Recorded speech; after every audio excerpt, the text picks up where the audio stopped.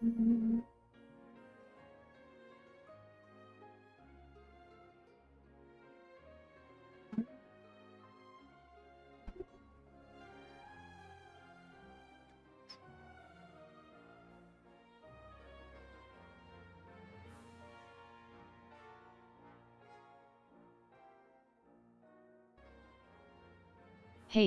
how are you doing? Sparkling hard at. Hey, how are you doing? Sparkling hard at.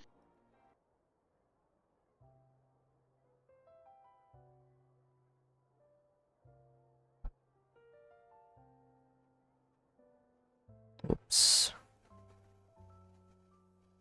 Hang on.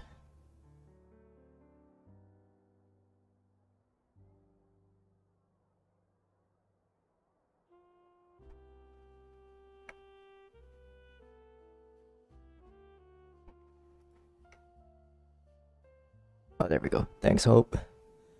Hey, hey. What's up? What's up? Still setting things up. Thanks for banning the bot. Wow. Wait, where's YouTube? Xilurk. Hey. Thanks for being here, Hope. I'm still setting things up on the YouTube side, so.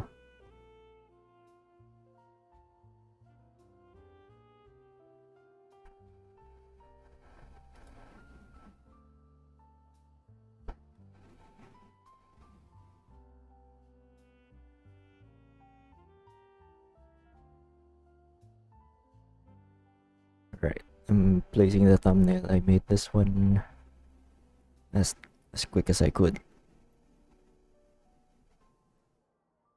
But check it out, it's a very funny thumbnail.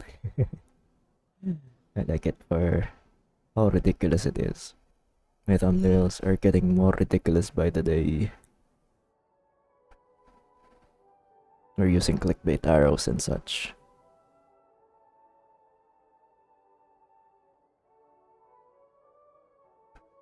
Alright, Furina, let's go. Just wanted to finish this quest right now as fast as possible. What does drop enabled mean? Wait, am I logged in? Oh yes, I am. I should really set up my panels on Twitch a little bit more better. Because I've seen what my friends' panels look like, and it looks awesome. I want to do that for my streams as well.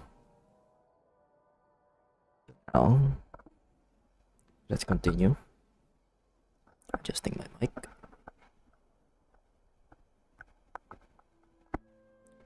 As I think we have a few more quest parts to go before we can say this quest is finished. Also because it's gonna be the weekly reset tomorrow, so. Support. If you don't support the stream right now, the Fender man will come into your house and move all your furniture slightly to the left. Haha, just kidding. You can support us for free by hitting that follow button on Twitch and / or hitting that subscribe button on YouTube. Just saying, smiley face. Yeah. Thanks, Nightbot. Thanks, Hope. Okay, we're still setting things up. Hang on.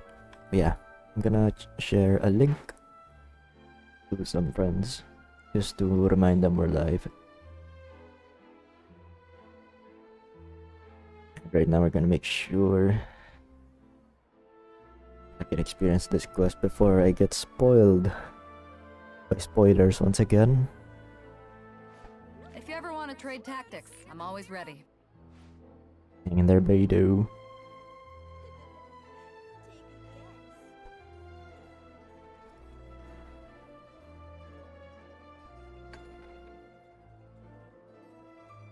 It's hard to remain on dry land for so long. Never quite seem to get my land legs back.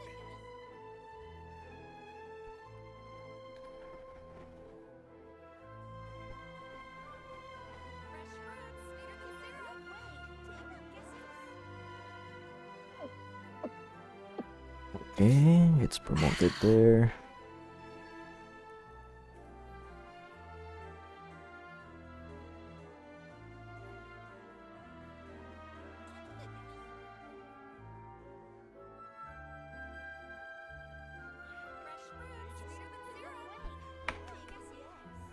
Ah, cold beer after a hard day's work.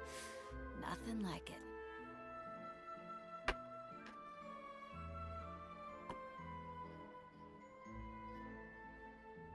Oops, our stream health is fluctuating. If you ever want to trade tactics, I'm always ready. Okay, I'm just gonna close a few apps that I don't need at the moment.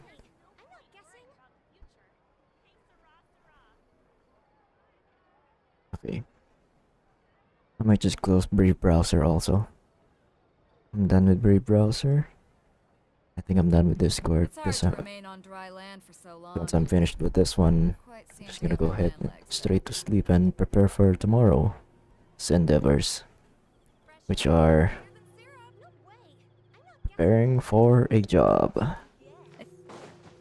Once I finally finished that resume after so long.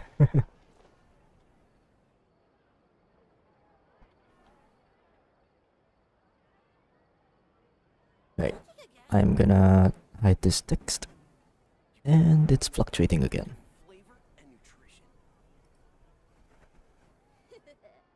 And my avatar is not moving. Oh, there we go. Now it's moving. Oh, I minimized it, that's why. Alright, my mouth is moving. My mouth is moving. Okay, it's moving also when the fan hits it. It's based on the decibel levels. Kinda weird. Yeah, there's this PNG tubing app somebody else developed also. Just exactly like this, but it's slightly more advanced because it can pick up voice more accurately. Right, we're just gonna head straight into the newsstand because I think that's where we're supposed to be. I forgot. Really, is there a quest log for this? I'm pretty sure there is. Let's put ourselves up to speed in terms of oh man, we've come a long way. 3 acts of Monza, 3 acts of Leeway. The part where we meet Lumine. 4 acts of what? That's weird. 5 acts of Sumeru, then an interlude, then another interlude, then 5 acts of Fontaine.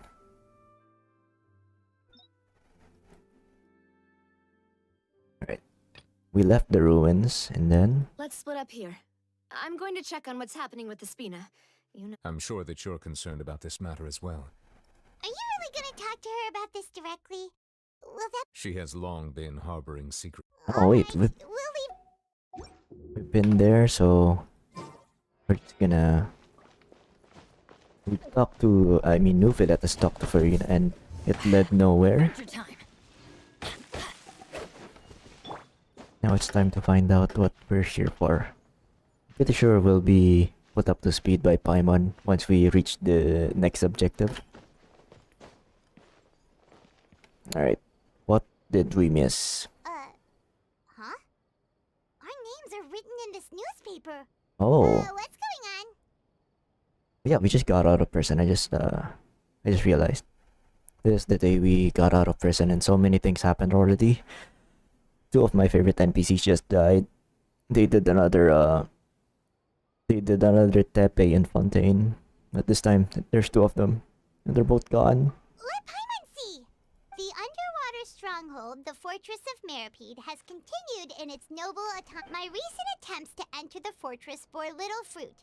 Ah, yeah. Thus, did an Charlotte. Outlander friend become the focus of this report. A blonde adventurer with their white fairy legends trailing in their wake. It is said that this mysterious traveler once visited the underwater fortress. Mm-hmm. So while the fortress's interior remains a mystery behind closed doors, do not fear, for the tales of the traveler contain surprises in spades. Here is Charlotte's biggest scoop yet, the Traveler's Trail World Walker. Yeah, oh, this is why. Charlotte took so many awesome photos of us and we never even noticed her. She hasn't been able to get a hold of anything at the fortress, so since we're easier to find, she's using us as the subject matter instead? I'm gonna raise the sensitivity of the mic because it's picking up the fan noise, but at this expense, it won't pick up my quiet. The quiet parts of my voice won't get picked up. Ugh, seriously? And I'm trying not to Well, speak too loudly fine. because it's Those headlines almost and photos midnight. look cool, so Paimon will... It's almost midnight and I'm trying not to speak too loudly. Hopefully not to disturb the peace of other people in this house. So these are the kind of headlines they're going for these days. I'm gonna put you guys in a minimum volume also, just so I don't get startled when GTS decides to speak up. Alright. Do you have anything for sale? Oh, some stuff I haven't bought yet. Okay.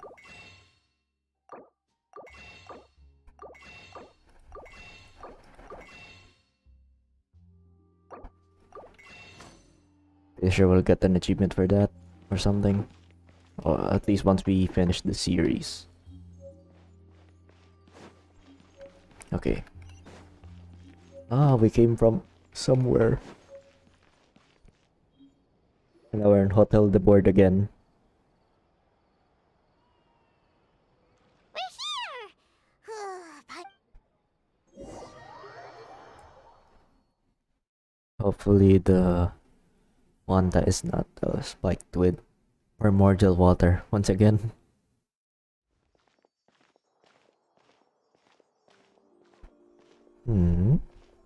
Why is it empty? Oh, it's not empty. Quick! Look! That's Who are we talking about? the limited edition only 16 slices a day cake! Oh, of course. It would be something she would be excited about. I would be too, if I were obsessed with desserts. It was so delicious the last time we tried it! Despite the tense situation we were in, let's give it another go, Paimon, sure! 1 slice of cake, please. Someone showed up after all! Oh, it's her. Wait, you're the one from the Palais Mermont? Yeah. Oh, wait. I forgot her name. Sidious? Oh, are Oh, you eating Sidine. my cake too? It seems Monsieur Nervalette was right. You really can eat. Wait, did he really say something like that? That's right. Even he has his own preferences when it comes to food. As for me, I love the cake and coffee here. I'm so glad Sidine has showed up in more than one act. She showed up in Act 2 as well when we were with Navia to visit Novelette. And now she's here again. Wait, she's also in the Novelette trailer, which is very cool. I guess she's Novelette's secretary or something. Do you come here often? Usually every day. Every day? It's part of my daily schedule, apart from work. I shall have my cake and coffee. Then what if someone told you one day that this place would be closing soon, and But why would it close? Oh, of course. Why would it close? The typical there's this fallacy about cats and dogs, I think. Why should I be the only like certain animals are not capable of perceiving the future. It doesn't make sense. I mean, it does make sense, but let me try and make sense into it. Something like why should I be worried about not having food right here? There's clearly food right here, and when it's not, then there's always this pre-perceived notion that there will always be food tomorrow because there's always been food there at this certain time and place and such. You're not capable of perceiving things as if what if tomorrow things are different. They're not capable of conceptualizing the concept of tomorrow. Because they always think there's going. I mean, Wait, no, Nahida told us this. During Act 2 also. She also said something about this particular phenomenon. About conceptualizing tomorrow and such. Well, Paimon doesn't know either, but Oh, the prophecy. To be honest, I haven't paid much attention to that. No, still, even if there'd be no more cake tomorrow, that wouldn't keep me from having some today. Oh yeah, there we go. She is acting like one of those dogs and cats mindset thing that I was talking about. Why should I be worried about tomorrow if I can have it today? I'm having it right now. Why does tomorrow matter? Tomorrow doesn't matter. Yeah, that's the vibes I'm getting from this creature. Oh, sorry. From this Melusine. From Zidane. I wonder if Melusines are actually, you know... I wonder if they're immune to the seawater primordial thing. No, it's the same for eating in general. You might not be able to eat tomorrow, but if you can do so today, then you should carry on. That's what people call living, you know. Yeah, there we go. I went in so much of a tangent just for the cake conversation. They're only talking about cake. We shouldn't be thinking too deeply about it. But yeah, that cake do be looking delicious though. huh. Don't be sad. Excuse me, could I have 2 more slices of cake to go? She enjoyed that conversation so much she gave us 2 cakes. These 2 slices are for you. Sijuin said that this kind of expression you're making is what humans call being sad. Oh, she picked up on that. Oh, you know Seetween? I sure do. She was born before me, and she sometimes comes to the surface to teach us things about humans. She said that humans are creatures that are saddened easily, yes, and you can only lift their spirits by feeding them delicious food. So please try the cakes here. Such wonderful creatures. I've got something else to do, so I'll be going now. You two try to stay in a good mood after eating, all right? Bye. Such adorable creatures. And there she Very goes. nice. What?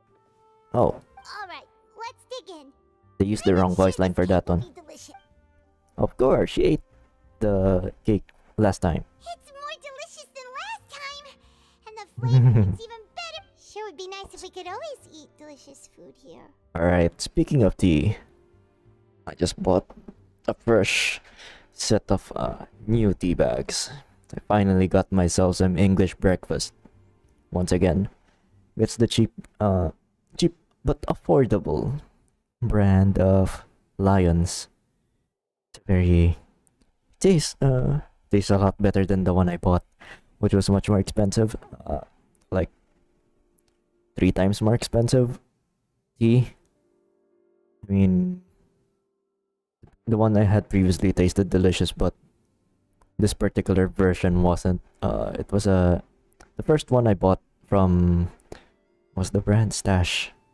It was a chai spice. So it's a pre-made chai spice tea, but it used black tea leaves. So, but then I saw a green tea version, and it wasn't as good. It doesn't taste good with milk. I mean, it does taste good, but not as good as black tea. I think I like black tea more, but only because it tastes better with milk compared to green tea. Right. We're talking about teas and cakes in Hotel de Board. How perfect is that? Cake. We're talking about cake. When was the last time you had cake, guys? As for me, I had cake. I don't remember. It's been probably months. I like cake, so we should only eat it. We're near the Steambird office. Let's go look for Charlotte and have a chat. Oh yeah, we do be close to Steambird. We're here almost every day, and I still haven't finished that side quest. Oh, there's Charlotte. Hi, Charlotte. No, if it isn't the Traveler and Paimon! Oh, have you seen the article I wrote about you? Yes. You've got some nerve. You just used quick, Mora! Well, no. She had to, you know, she had to earn the money she spent on our meal last time. Oh, you needn't worry about that. I heard that you were in Croissant some time back, so I sent you a letter to discuss just that. It appeared it's alright though. I've set aside the amount intended for you. I've even set the table with some food. Really? Oh, We- you're the best! We just ate, Paimon. Calm down. We just ate. You're almost a little too easy to win over, Paimon.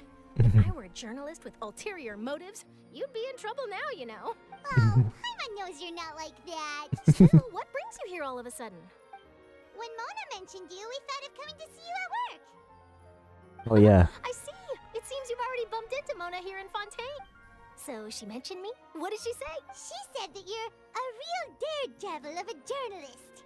Oh wait, I forgot about the interaction with Mona. I didn't even remember we talked about Charlotte with her. Nice. In which case, can this daredevil journalist dare to request an So you're... Oh, of course it doesn't.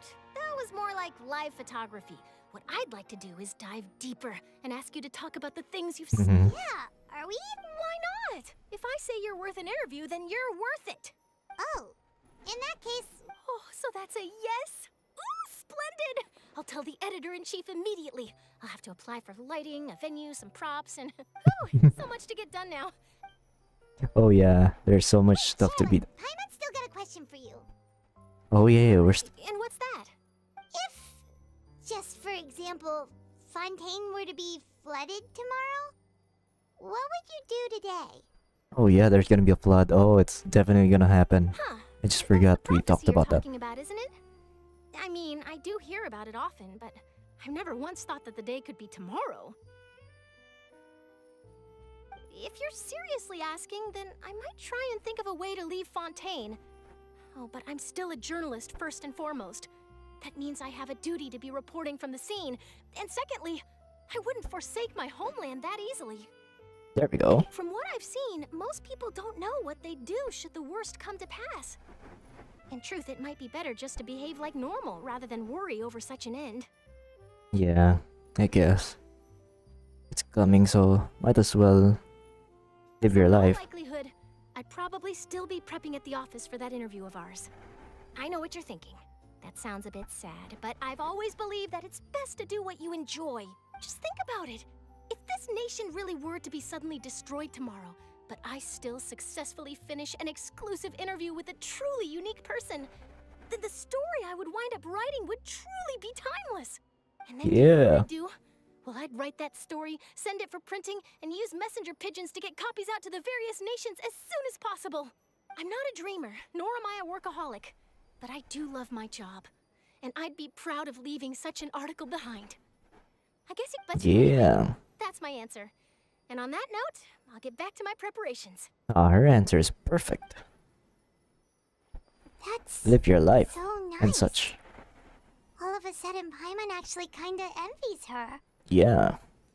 Live your life, guys. Anyway, let's go and take a look at the sea, shall we? But I guess, yeah, we're living the life here right now. This is peak performance, Fendroka. Playing Genshin with you guys. The sea breeze and scenery can be a pretty soothing Paimon's been thinking.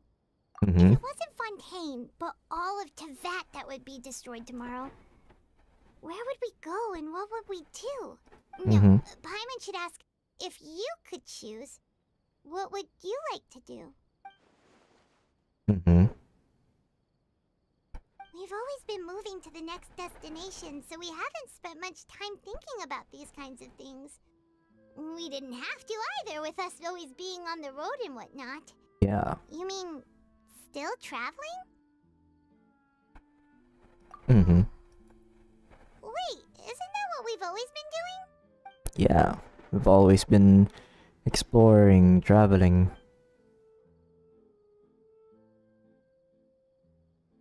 Oh yeah, we're supposed to go there. Oh, we're with Navia now? We've conducted the interview. I guess we'll hear about the interview at the end, right? Feels like you'll grow mold if you stay here long enough.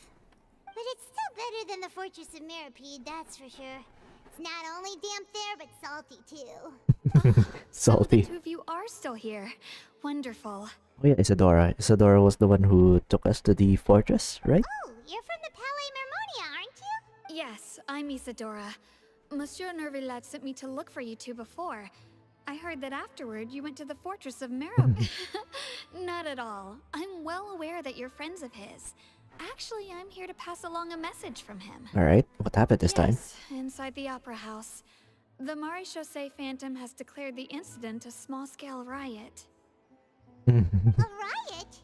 Well, that said, I don't personally... Lady Furina was watching a performance at the Opera House, and while she was resting during an intermission, some other audience members suddenly started harassing her, Uh-oh. loudly accusing her of doing nothing about the prophecy crisis. Oh yeah, this is the part. We need to find out why. What is Furina actually doing? And before she could respond, the crowd continued to grow, and protests against the Hydro Archon started to break out. So people have started to put the blame on Furina. Guess they finally... People will naturally rely on gods, as is customary. But the moment people feel threatened, So what happened after that is Furina... seeing that the situation was spiraling out of control and that further argument was pointless, she claimed that she'd gotten tired of this and left in a hurry. Oh, The where is she Maréchaussée headed? Phantom had their hands full maintaining order and did not catch where Lady Furina had gone. Only when things had stabilized did we realize that she had gone missing. So, you mean she's... That's right. The Maréchaussée has dispatched many people to search for her. That said, I don't think there's much to worry about. She is a god after all. Even good. Monsieur Nervillat sent me to tell you about the situation, but... Don't worry, this is more than enough to go on. Is that so? Well, Oh no. Why are we smirking at each other? Over to Croissant, then. If we know Furina, she won't try to fix things in this situation. Instead, she'll look for a place to wait out the heat. And as we also know, she may be loud and dramatic, but she doesn't have a heart of stone. Nervalet was talking to her in the Palais Mermonia, and she heard about Croissant. She couldn't hide her sadness and remorse. It would be hard for her to ignore being accused by the... Paimon thinks Furina's probably taken the opportunity to slip away to Croissant and try to relieve the sense of guilt that she's feeling. Wouldn't that be weird? Because that's the place where most of the people affected by the primordial seawater are, and they'd be mad at her for not doing more about the situation. Wouldn't she be in danger in that place? Well, what do you think? Paimon knows the answer, of course, but Paimon can do the analysis to back it up, too. Oh yeah. In case there's not a moment to live... Alright, let's go to Croissant. Check on Navia because, oh my god. What have they done to Navia, man? I mean, the people of Croissant also. They have to go through so much pain just because of her. Deserted. Guess all the survivors must have evacuated already. All that's left here are signs of devastation. Could Furina really be here? Let's try to find her as soon as possible.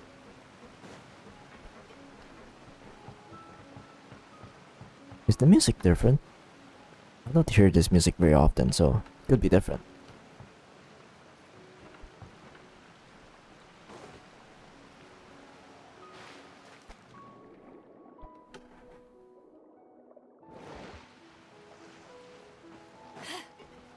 That was the longest dive I've ever did. Oh, she's actually here. Is it time to actually converse with her? We haven't actually had an actual one-on-one conversation with her ever. That's Furina, right over there. She really is here all on her own. Come on, can we have a one-on-one conversation with her now? should I just give up? This is all meaningless. Oh man, this is so unfitting with the Furina chips that are still here on my layout. What was meant to happen did happen after all. Everyone's dead. I'm sorry. I'm so sorry. Give up, Furina. There's no point in holding out.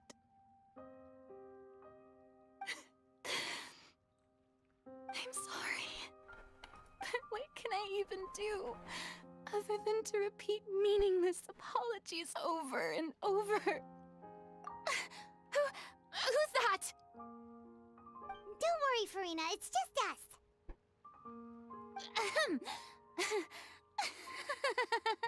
So it is you, blonde traveler from another land.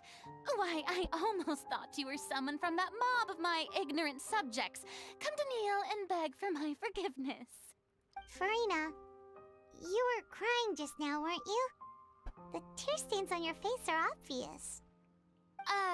What do you mean, tear stains? Mm-hmm. Oh, I remember. Come on. The show at the Opera House earlier this morning was so moving. I'm still trying to process it. You can take the mask off, Furina. You're safe with us. Just tell us what you actually truly feel at this moment. Who did that uncivilized rabble think they were? They even dare to tout their Archon!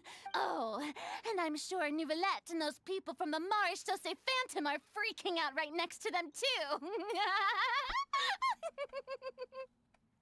Right, her giggle is cute, but this is not the right moment to be giggling like that. Of course not! Hey, there she is! The Hydro Archon's over there! Oh. Quick, after her! Come on, hide with us, dive with us, dive. Furina, those people seem to be after you. They are? They're just some rabid fans who want to cut the line because that's against the rules. I can't let them get their way. Wait, trial version? Furina trial? Furina just ran off. Huh? Quick, we have to catch up with her. Chase, chase, chase, chase, chase.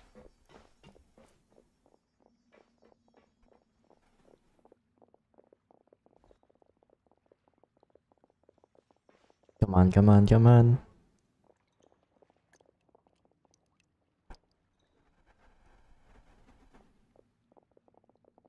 Ah, the good old hiding in the box trick.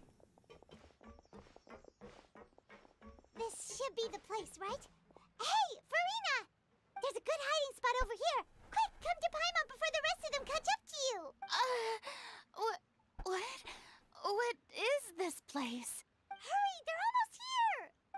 Fine. I suppose haste is warranted. Lead the way.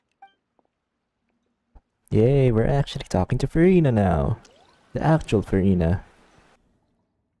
The Furina behind the pointless theatrics she's been doing since the start of the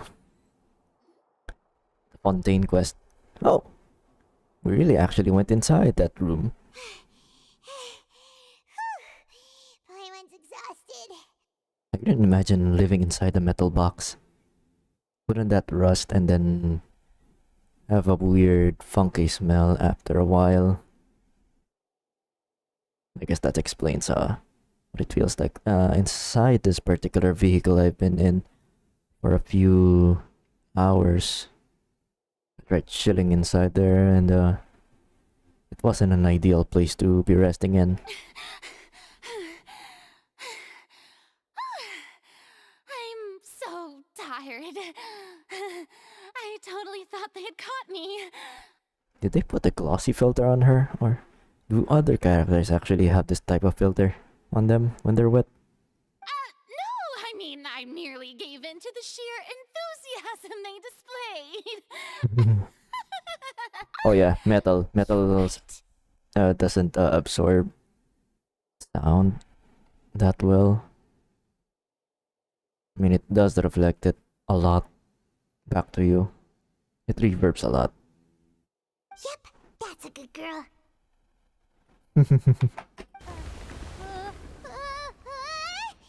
Uh-oh. Is there a flood? What's happening?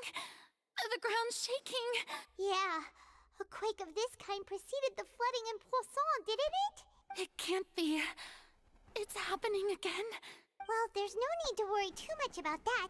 Neuvillettes made some emergency... Yeah, I hope you're right. But the All people right. of Croissant, they've already...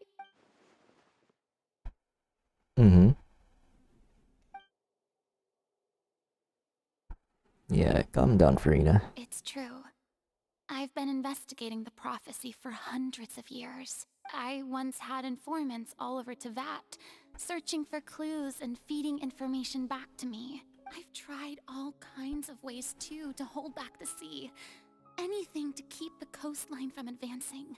Alright, finally. An actual conversation with the Hydro Archon. Let's go. But all my efforts proved to be futile in the end. Really, the truth has been clear to me for a very long time. We cannot make an enemy of the divine. No matter what we do, the will of the heavenly principles will have its way, and the prophecy shall be fulfilled. Give up. I do love the sound of that phrase. It would mean finally coming to terms with fate, but also for me to finally be free.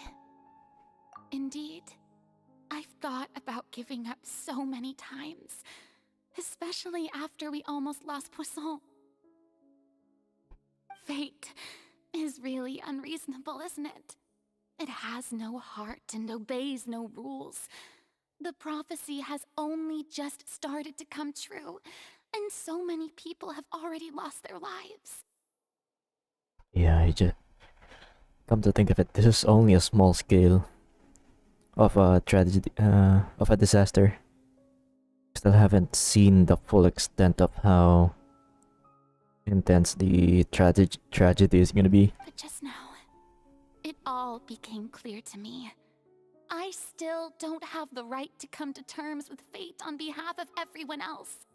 As long as the final moment hasn't come, it's still not too late. Don't worry. I will keep hope alive for everyone until the very end.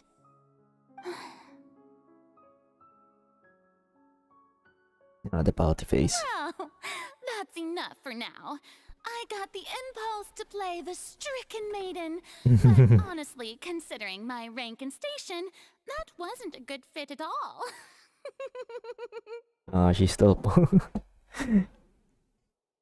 still reverting back. I guess this is a way for her to cope with it. Don't take any of what I just said seriously. How could I possibly let Fontaine fall to the whims of trivial prophecy? Come on! Paimon could have sworn you were actually being honest just now.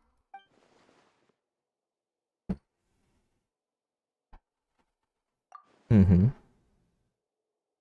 Although I don't know what you might be keeping from everyone. Your people are more willing to share the burden with you. Share my burden. That's impossible. It was fated right from the start that this would be my duty alone. Mm-hmm. And what you call a witness. Witness. Yes, I've heard that you came to Tevat from beyond the stars, yes. In other words, you never belonged here. And if Tevat is, in its entirety, a show on a stage, then you're just a spectator, aren't you? I guess. But, surprisingly, we played a very, very vital role in most of the countries we've been in. If that's the case... There's no time left. Please just spit it out. Oh, cutscene? Cutscene.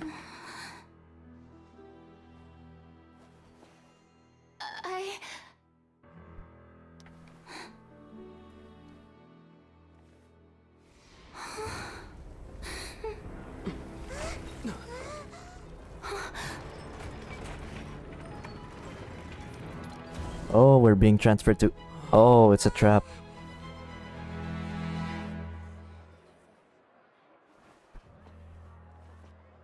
Oh. How did we get here? Ah, oh, it's part of our plan. We were the trap. I was the bait. I forgot we had this plan. Ladies and gentlemen, this concludes my opening performance. I forgot. I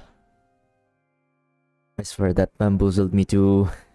I forgot we had a plan to trap Furina. Oh god. Now, without further ado, we may proceed to the trial of our god. So, this is what it is. Yes, you deserve praise for the effort you took to raise the dramatic stakes. Do not forget, however, that I am Focalor, the god of justice, the embodiment of justice itself. Does it not strike you as even the least bit absurd to bring the very concept of justice to trial? May I interpret these words as your refusal to stand trial? In that case, you will have the opportunity to defend your honor through a duel. Oh, here we go. We're really trapping the rat here. You would draw your blade against a god?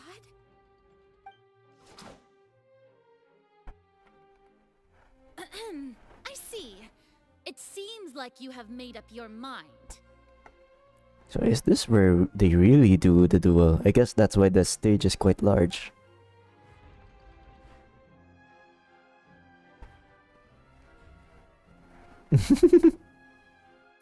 She's standing trial. She just surrendered. What the heck is going on? Did I just see an Archon surrender to a human? Wow, how utterly humiliating. Lady Furina, what is the meaning of this? She's still smirking. It would seem that there has been a misunderstanding. To be Looking for excuses again, huh? I raised my hands just now to indicate I will admit that I've been running away for a long time. I'm sorry, everyone. I was unable to protect the people of Croissant. Ah, yeah, this is what she's gonna stand. For my crimes. Yeah, this is her. You are not the only ones to be disappointed in me. But now, it is time I, Furina, will use this trial to show the world the true meaning of justice! This time, I will protect you. Applaud and rejoice! One of the most outrageous and fantastical arcs known to the opera epiclese is now unfolding before your eyes. Mark my words, this shall be one of the most exhilarating and brilliant shows ever to grace the stage of Fontaine!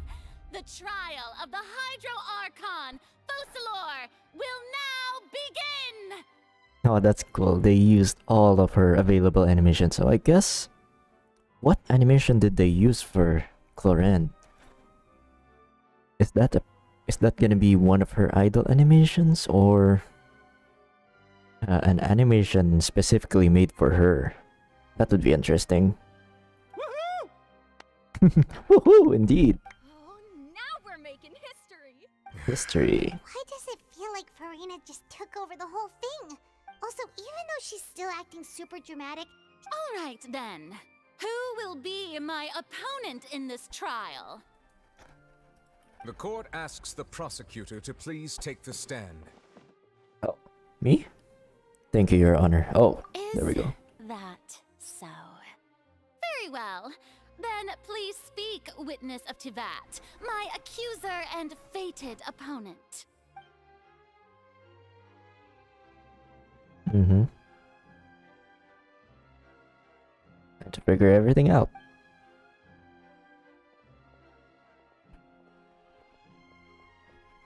Alright, let's see what indemnitium we can produce with this trial. Also, please allow me to ask, as a final question before the trial begins. Just how much work did you do to force me onto this stage? Well, A lot of work. we did do a lot of prep after the meeting that day. I can go over the tasks assigned to the Spina di Rosula, since they were rather straightforward and easy. Novia, the president of the Spina di Rasula. Most of the people who participated in the disturbance this morning were my subordinates. Ah, I see. Oh, the NPCs have some very unique quite unique art styles now. I like her.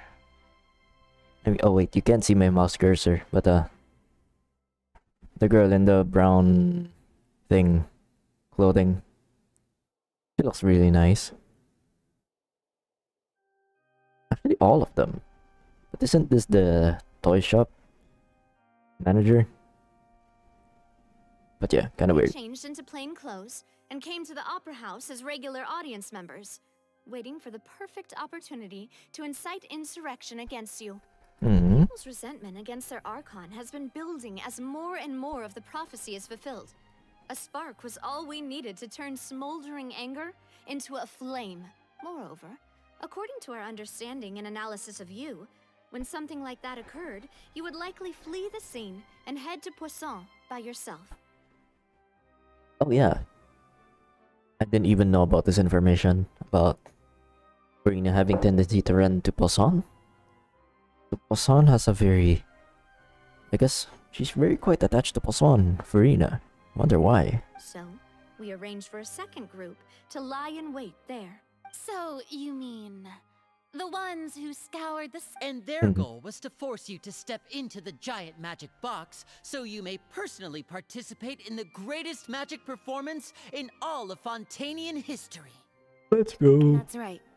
That house was a magic box, rather than someone's residence.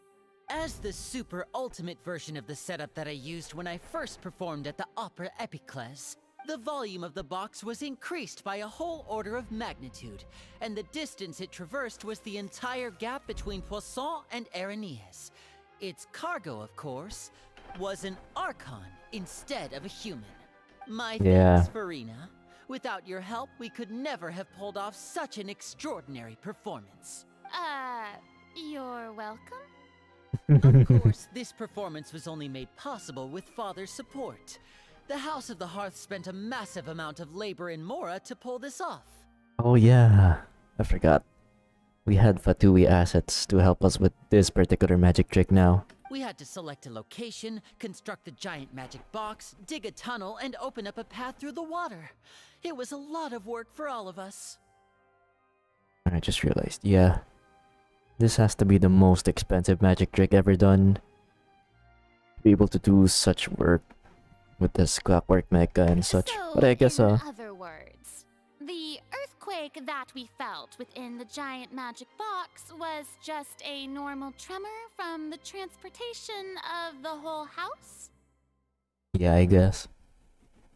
But I guess the Fatui has bottomless pockets at this point. They have infinite money. So much money that they can afford to do such a task, doing underground water tunneling operations. From Aranias to Croissant, that's a whole ocean that they have to cross. Just for this simple once-in-a-lifetime magic trick. That's right. Damn. It wasn't a sign of another disaster to come. Then, I can guess Nervilette and Cloran's parts. You gathered a crowd, prepared a stage, and made sure that the champion duelist would be immediately ready for a fight. Also that as soon as I appeared on the stage, the trial may commence without a hitch. Am I right? Yes, that is correct. Well, Clorand, I must commend you for your courage. Only the most outstanding champion duelist in all of Fontaine would accept a duel with an Archon without... Thank you. As for you, Traveler, I suppose your role, you'd make sure that I didn't notice anything amiss before revealing yourself as my prosecutor once we'd arrived onto the stage. Yeah, you were wrong. I was legitimately into that conversation as much as you were. Oh? I'll give you one last chance. We hope you share your secret with us before the magic box arrives on the stage. Is that so? Then I suppose I must have missed my final chance. Oh, she regretted that, I think. It's fine. It matters not. What's done is done. The stage is already set, so there's no reason to disappoint the audience. Let's see this trial through to the very end. Oh yeah, another Furina pointing. There was another version of this in Act 1. I'm all for it. Judge the Hydro Archon. Sir Prosecutor, please allow me to pass this along. This is a document that Miss Charlotte applied for and received permission to share with you during the trial. According to her, it should speed up the proceedings. Oh, what information did she get? Give us something? Oh, so she's... Oh, let Paimon see. Is it... Wait, then that means this document is a perfect timeline of everything that's happened ever since we stepped foot in Fontaine. Yeah. So in other words, we can refer to this anthology of evidence every time we want to use something from our journey as evidence for an argument. Super practical gift. Let's quickly confirm the information in it. Just think of it as a refresher, alright? Alright, a refresher of Act 1 to 4. The Hydro Archon in the very first duels you took part in at the Opera House. That's one for the history books, alright? You defeated the Hydro Archon. I didn't think that you'd wind up getting to the bottom of the case I'd been following all this time. I guess you could also see this as a happy coincidence.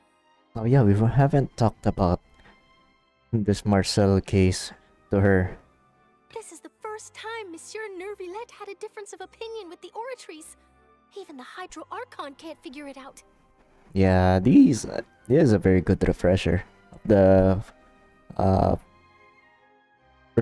the things that has happened so far. Act 1 to 4. A Fatui Harbinger. She's an extraordinary person. Her instinct must mean Shalom. something. Currently taking a break from Raiden cuz brain squeeze out a juice. Oh, don't worry. We will be doing a lot of reading here as part of our resting from creating. Now we'll be consuming while our brain is resting from creating and such. So this is a very perfect summary of what's happened so far in the Fontaine quest. We became an attorney. We've solved the disappearance case. We've actually apprehended Jack the Ripper. It's the Jack the Ripper version of Fontaine. Also, he's named after a serial killer in real life, also in France. Vasily... No, Vacher. They both have the last name Vacher. He's also Vacher. That's Vacher. Vacher. Vacher. Perfect replacement for the Popcat BTW. What an adorable croissant. Yeah. It's kinda unfitting in certain parts of the quest though, because she's under prosecution right now. I mean, she's the one being she's in the trials. She's the one being held for trial. That's what's happening, and that's why we have this summary of cases we've gathered so far. We're gonna use all of these against her. The fortress of Mirrorpeed was almost destroyed in Yeah. a single day. That I didn't witness that scene personally will always be a source of professional regret, I think. Yeah, so that's what happened. Primordial seawater almost broke into the fortress of Mirrorpeed, but in doing so, the water from the Primordial Sea actually went into Croissant, where Navia is residing, and it killed most of the residents there. According to Monsieur Nervillette, both Child and that whale should have been in the Primordial Sea at that time. Yeah, the massive whale. I wonder if it'll be important in the storyline later. I nearly lost my awesome friend Navia. To be honest, that still gives me shivers. Oh yeah, this is the part that I hate the most about the first part of this quest. She fell into the seawater, and as we know, if a person from Fontaine gets in contact with the primordial seawater, they dissolve and turn into water themselves. Yeah, only the protection of the dead members of the... Oh, they confirmed that Her butlers are dead. Her Uncle Alfred is dead. I mean, if she was Batman, her Uncle Alfred, which is the guy named Malus and the other guy named Silver, those were her two bodyguards, and they're confirmed to be dead because they got in contact with seawater, the primordial seawater, and they had to save other. In the process of rescuing everybody else, they succumbed to the seawater, and now they're dead.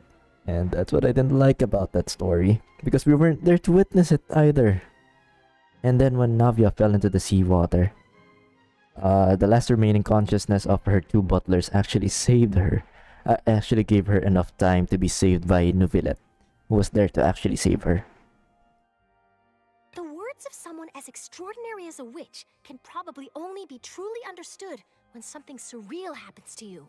Oh yeah, we met a member of the Hexagon Krill, which is a council of very complicated witches that we haven't actually seen, and they don't have models yet. Alice is one of them. A bunch of witches. And this N witch only appeared to us in the form of a teapot. Not actually a teacup. Oh no, yeah, it's actually a teacup. A teacup that can talk to us for some reason. That was her medium to talk to us. It was kind of weird. She gave us some...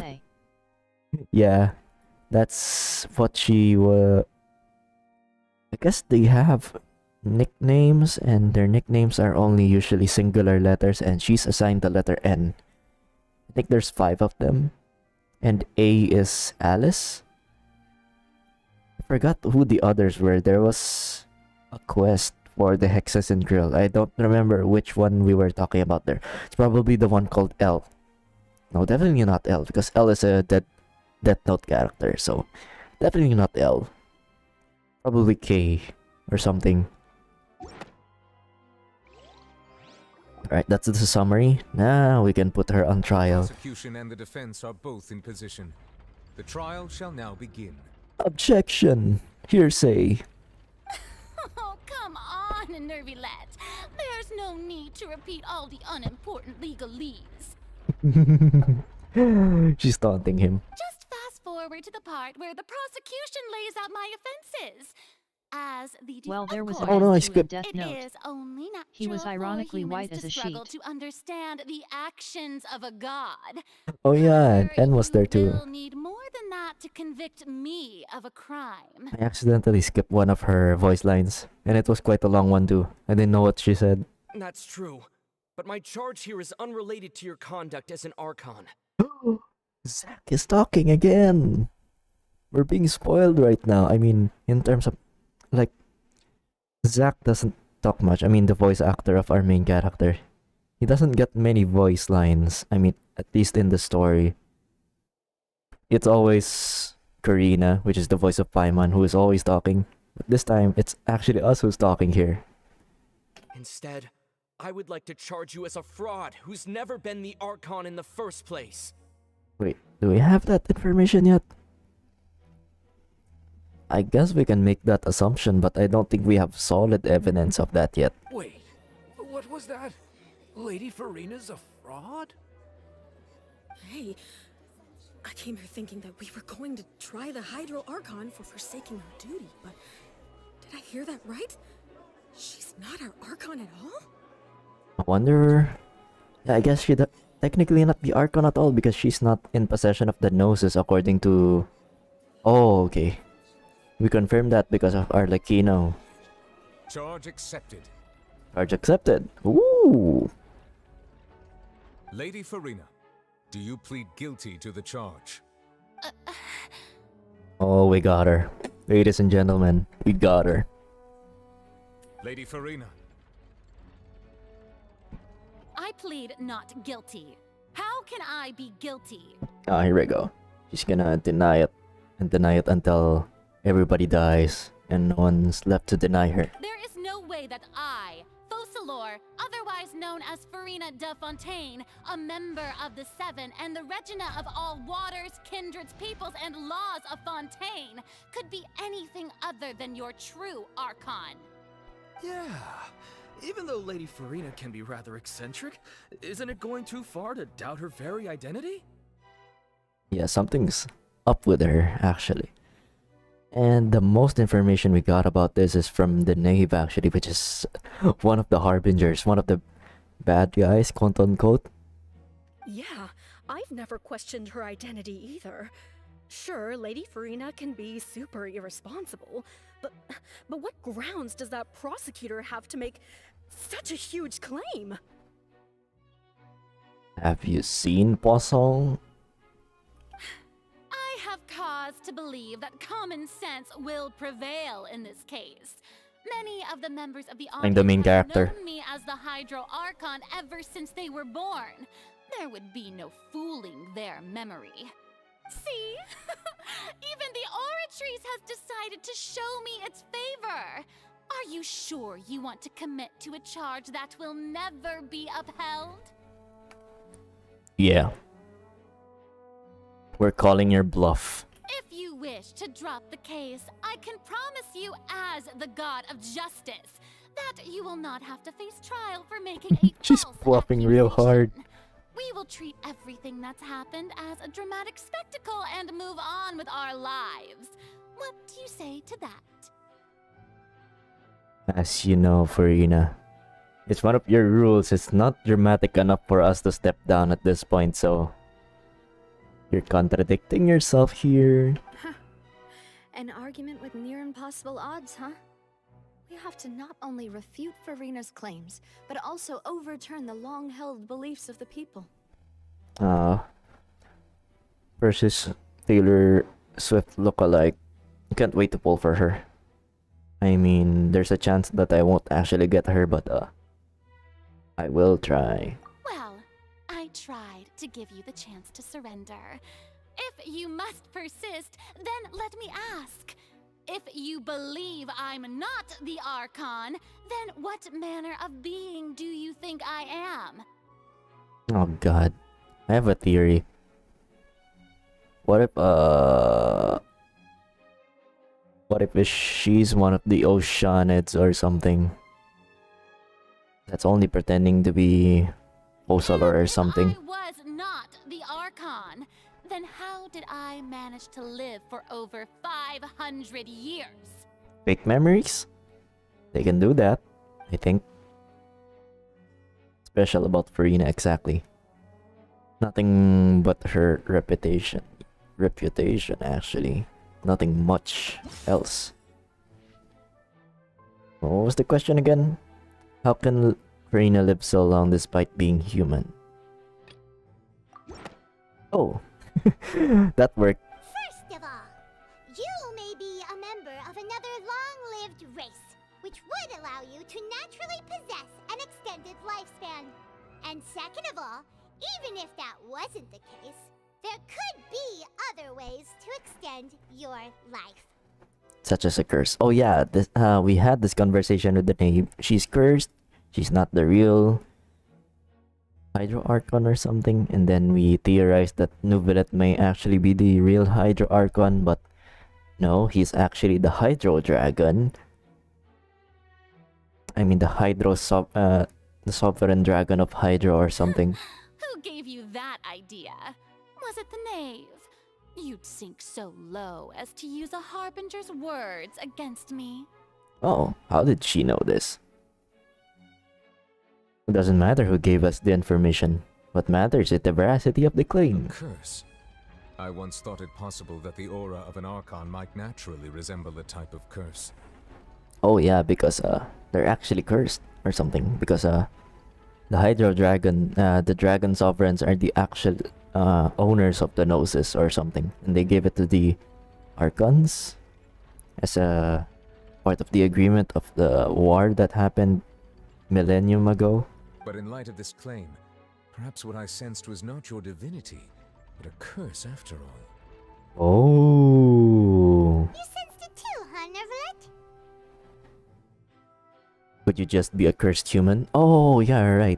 I remember. It does happen. If you guys were here for the Caribert quest, Clothar Alberic is actually a cursed human also. He's cursed with immortality to live his days without dying while the rest of his people are gone. I mean, they're not gone, they've been cursed as well and turned into monsters, which we now know as the Hilichurls. They wear masks because their faces were so mangled and disfigured that if they were ever to see their own face, they would face eternal mental torment for witnessing that. That's why they've been given masks. Lady Furina is actually a human? A cursed one. There's a difference. Well, it is true that it's extremely difficult to tell humans and gods apart just by looking at them. It's not impossible. Only because they decide to take the form of a human. Just like Zhongli. He decided to take the form of a human. Oh, now the skills are balanced. Again. Well, don't start celebrating too early now. Even if I have been carrying a curse I remember like you that said, stream. how does that Episode prove was that I crazy. am merely a human being? Oh yeah. The Genshin Impact. Besides, everyone knows that the main difference between a human and a god is the possession of authority. Gods can do what humans cannot. That's why they're worshipped as gods. The only thing you've done so far is lie about your authority. For centuries, manifestations of my authority have served the nation of Fontaine. One need only to turn their eyes towards the Oratrice Mécanique d'Analyse Cardinal in this very opera house. The Analyse? Or consider the endemnitium that is used in every aspect of life. Oh yeah. The power produced by the Oratrice Mécanique d'Analyse Cardinal is actually... Oratrice Mécanique d'Analyse Cardinal is actually producing indemnitium, which is an element they use to power up their devices in Fontaine. That one trial proved the opposite. Furina actually has no control over the Oratrice at all. Ah, here we go. This one. This is the part where we need to present that she is not actually in control of anything here. That's why we present the evidence of child. She has no idea why Child was convicted guilty despite not being involved in the Jack the Ripper case. He was falsely accused, and then we actually apprehended the real criminal, which Neuvillette assumed that because we already caught the criminal, Child is innocent. But the judgment thing still, the Oratrice still judged him as guilty, and even Furina didn't know why. You tried to reference the Oratrice, but weren't you as confused as all the rest of us when the Oratrice declared Child to be guilty without any proof? Otherwise, you should have come up with a good explanation for that by now.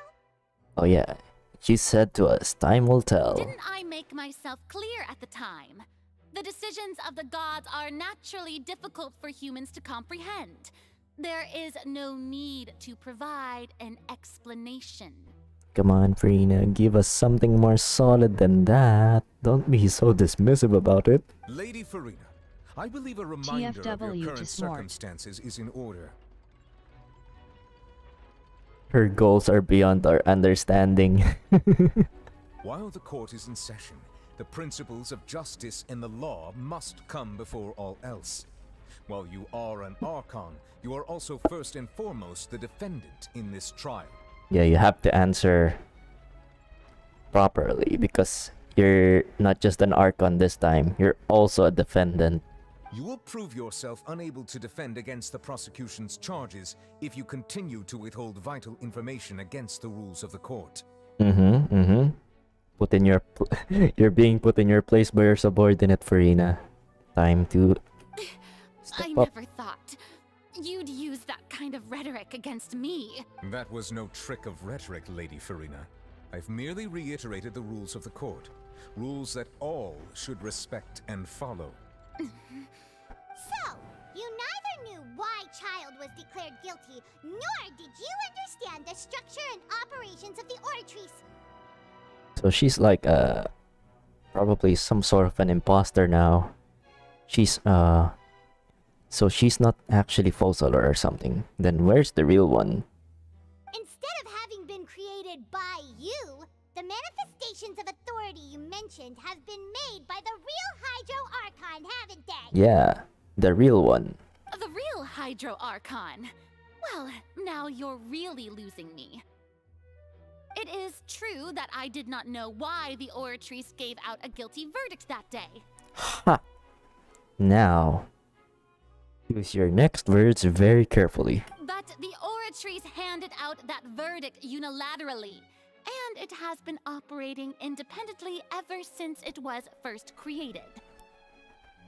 Man, we should really not trust AI with our society. This says a lot about our society and where it's headed. You can't argue that just because a divine creation is flawed, that the god behind it must also be no god at all. She's still throwing out all kinds of excuses. Seems like she's confident that we won't be able to produce proof that she has no power over the Oratrice. But then, Miss Furina, could you give us a brief demonstration of your power? Oh, here we go. Your power as an Archon. My power as an Archon. There are many ordinary citizens in the audience. How can I just carelessly demonstrate the formidable power of an Archon? There we go. She's really bluffing it. If that poses a concern, I'm prepared to extend my protection to the audience. Oh yeah, we've seen the extent of the power of the Hydro Dragon as well.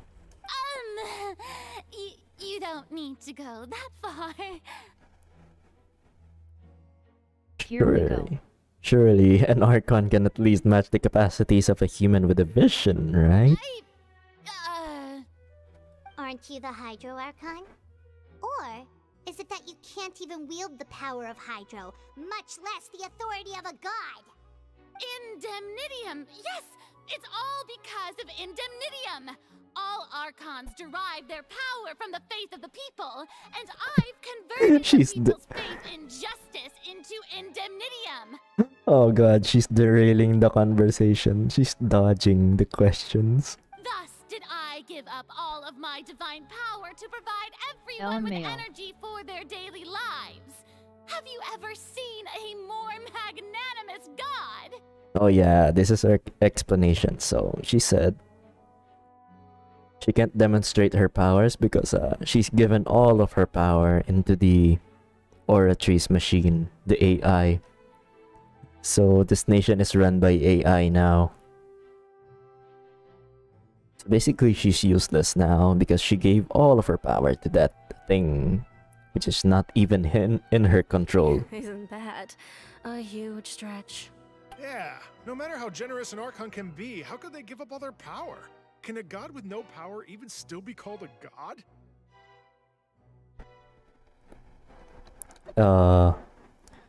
So that actually feeds into the theory that the Gnosis is actually inside the Oratrice machine, the AI machine, right? The Gnosis is inside that thing. Buying Furina's excuse. Hey, come now, everyone. Please don't stare at me as if I was a liar. I'm still the same Furina you knew, right? The one that you loved. Shouldn't you want to believe in me? Please? You've got to believe me. Alright, she's starting to break down. We're slowly getting into the heart of things. What the prosecutor said is true. She really has committed a grave offense. Did she deceive all of us? And all of our parents and grandparents too? And all of our ancestors? Ever since they were born? Enough! That's enough. Tell me then, if I'm not the real Hydro Archon, then who is? They're feeding us so much Furina pointing material. Objection! I kinda missed the original one, the first one. She was grinning that time, but this time she's not grinning at all. If you have have no evidence of another Hydro Archon's existence, nor can you find anyone who can back up their claim to be such, then what grounds have you to say that I'm not actually the real deal? We can make we can tell to everyone that Novelet is actually the Hydro Archon or something. Enough. Order, order. I am actually the real Hydro Archon. Blardy blardy blar. And then his claim to that would be just as real as yours or something. Wow, she came up with yet another argument. How... If you can prove that she isn't a Hydro Archon, you can try to prove that she's just a human. And she's only human. Right, how do we... What if we dip her into the seawater? If she melts, she's a human. Alright, seawater. That doesn't sound right. Paimon doesn't think... Oh, it's not that one? Okay. Could it be this one? On top of lots of interesting philosophical questions, this is also a very fascinating theoretical scenario on how courts might handle situations with magic involved, and godhood as well. Yeah. Alright, how can we prove Furina is a human? Furina is a human because she lost the trial against Linny. She accused Linny and then she lost. What? Why is it serial disappearances? Turns out Fontanians can be dissolved by water primordial sea. Oh yeah, human can melt primordial sea. Over the years, Vache kidnapped and dissolved many young girls for his experiments to try to find a way to bring back his wife, who had been dissolved. Oh, this one. It was a very fucked up case. I haven't talked about it in the GC yet. About the thing that blew my mind when at the end of this quest. I'll talk about it later, probably. Because our friends probably already finished it as well. It has been established that all Fontanians can dissolve in water from the primordial sea. And that means... Since you insist on claiming to be a god and not a human, then there's a method that you can use right here and now to eliminate all suspicions of you being the latter. Miss Navia, please apply to serve as a temporary attorney for the prosecution before addressing the court. Though you act in partnership with the prosecutor, you must still adhere to proper procedure. Navia here is still overstepping the boundaries of the rules of the court. Out of random, this is the third time she's done it. Super sorry, Monsieur Chief Justice. I swear this really will be the last time that I'll speak out of turn. Oh, this is the first time she actually apologized for it. Because in the first two times she does it, she was not apologetic about it at all. But rightfully so, because she had the real compelling evidence to do that. Now, I've brought some seawater from Croissant. As everyone knows, a massive flood struck the area not long ago, taking many lives. Including the two butlers that I liked so much. Including those of some of my closest friends. Stop reminding me. So, Miss Furina, would you dare to touch some of this seawater? Oh, why would you keep it in a chalice? Oh, Navia, why did you keep it in a chalice? You could have splashed that on you and... If we are to believe that you are indeed the real Hydro Archon, touching the seawater would have no effect on you. All it should do is strengthen your case. We're basically doing a public execution at this point. But if you don't dare to touch it, then we would have basically proved the reverse. Public execution. Oh, and I must remind you that after the disaster at Croissant, nobody wants to see any more people dissolve. I do hope you'll act prudently and choose the simpler path of admitting guilt. Just giving her an out. Navia from the Spina di Rasula. The Spina has governed Croissant for many years. I guess her suggestion is valid. If Lady Furina is indeed just a human, she's probably Fontanian like all the rest of us. Would she really dare to try? Oh yeah, fun fact. Poisson is actually, when translated from French, is actually just fish. That's the name of her country. Fish. I mean, the name of her hometown. Not country. The country is Fontaine, and inside Fontaine is fish. I'm hearing echo Jelly from fishy. Le Fiche au Chocolat. Oh, the stream is fluctuating. Hang on. That's why I paused a bit. Because my stream health is fluctuating like crazy.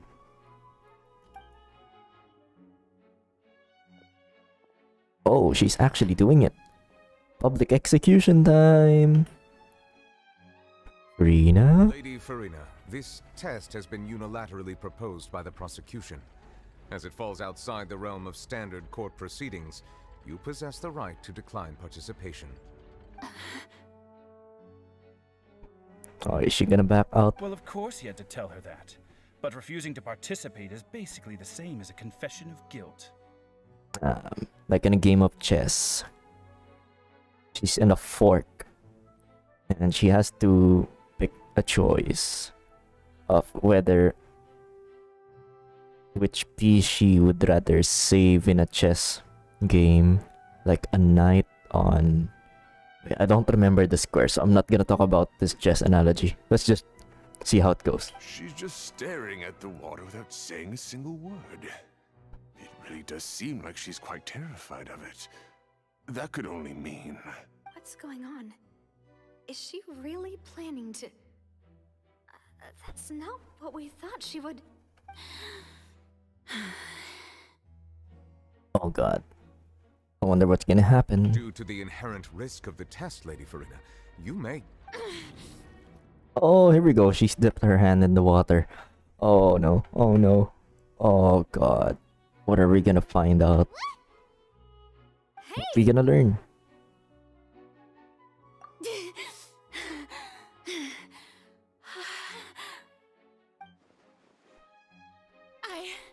I'm fine! Look at me, everyone! My hand is still here! I haven't been dissolved! Oh, she's safe. Will you believe me now? I really am your Archon! I'm nothing like a normal human who would fall apart as soon as they touch this water! Really? Was this not the most obvious thing in the world? Miss Siegewin? If you are present, Miss Siegewin, please come forward and attend to the defendant. Siegewin? Oh, what? There's another layer to our plan. Don't be nervous. It'll just take a few seconds. Let me see. That should be enough. Please announce the results of your evaluation to the court, Miss Siegewin. As everyone doubtlessly saw, Miss Furina was displaying symptoms of hyperventilation and flushed skin. These indicate that she was experiencing the adverse effects of exposure to primordial seawater. The extent to which she was affected is the same as other humans when exposed to primordial seawater of a similar concentration. Oh, she dipped her hands in cocaine, not the pure seawater. So this is not pure seawater. This is diluted seawater, which is the equivalent of cocaine or something, or some other drug. I don't know. She dipped her hands in meth water. Thank you, Miss Siegewin. Lady Furina, you may return to the defendant's stand. So it wasn't pure seawater. It's the type of seawater that is it's a very low concentration version. It's diluted in other like fluids, so it's safe to dip your hands into. Oh wait, what did she just say? I didn't get dissolved. Shouldn't that be enough to prove my innocence? No, we just proved that you're actually human because humans experience hyperventilation when they're exposed to synth, which is what the drug is called. Well, considering your tendency to run from your problems, we did originally prepare a direct sample of the seawater around Croissant. However, After extensive Mhm. discussion, we exchanged it for a sample that is not concentrated enough to dissolve an actual human. After all, on the off chance that something entirely unexpected might occur, we don't want anyone else to lose their life to the sea. Oh yeah. Yeah, so out of regard for Furina's life, you secured a low concentration sample and asked the head nurse to serve as an expert witness. It's a great thing that the direct sample wasn't actually used for. I can't believe you. You done goofed. Furina can have known the consequences of touching the water as a human. This is unlike how she usually acts, unless it's actually more important for her to keep up her facade than to save her own life. Ah, she's willing to die with the truth. But hadn't she given up on everything a long time ago? Listen to me, everyone. Please don't give me such cold and disdainful looks. What happened just now didn't prove a single thing. Think about it. How can you conclusively prove that an Archon can't also be affected by the primordial seawater? Also, if I was really just a human, why would I dare to just put my hand in that kind of water? You did tell us before that you were willing to die just to experience finally being free from this burden, right? Right?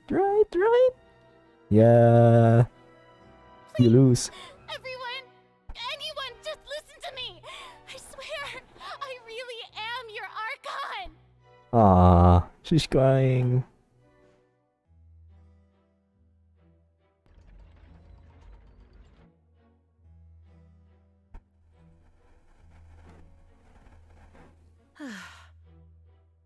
I don't think anything she says at this point will sway anyone. The odds are just too stacked against her now. With all the things that have been said, Paimon doesn't think there's any way left for Furina to win. I can believe the two Furina gifs are still there. By the way, credits to Fruity Eyes and YouTube. Their animations are very cute of Furina. Oh no, my alt tab won't let go. Oh no. Oh no. Oh, I had to click on it. I believe the time for arguments and presentation of evidence has come to an end. If there are no objections, we will move on to the final judgment. Oh, here we go. Poor Furina. Oh no, what's... I don't think anything she says at this point will sway anyone. She's too stacked against her now.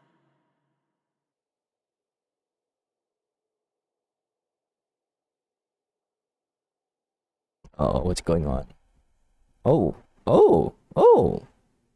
It's just like Nahida. As Chief Justice, I shall now render judgment on Furina's misrepresentation of herself as the Archon of Fontaine. As a human who knowingly deceived her fellow citizens, Furina is guilty. Guilty. No! She couldn't defend herself. Oh, so this is what happened in the intro. I mean, in the trailer. We shall now turn to the Oratrice Mécanique d'Analyse Cardinale to render the final verdict on the charges. A full sweep right here. As you can see, the left side is all the way down.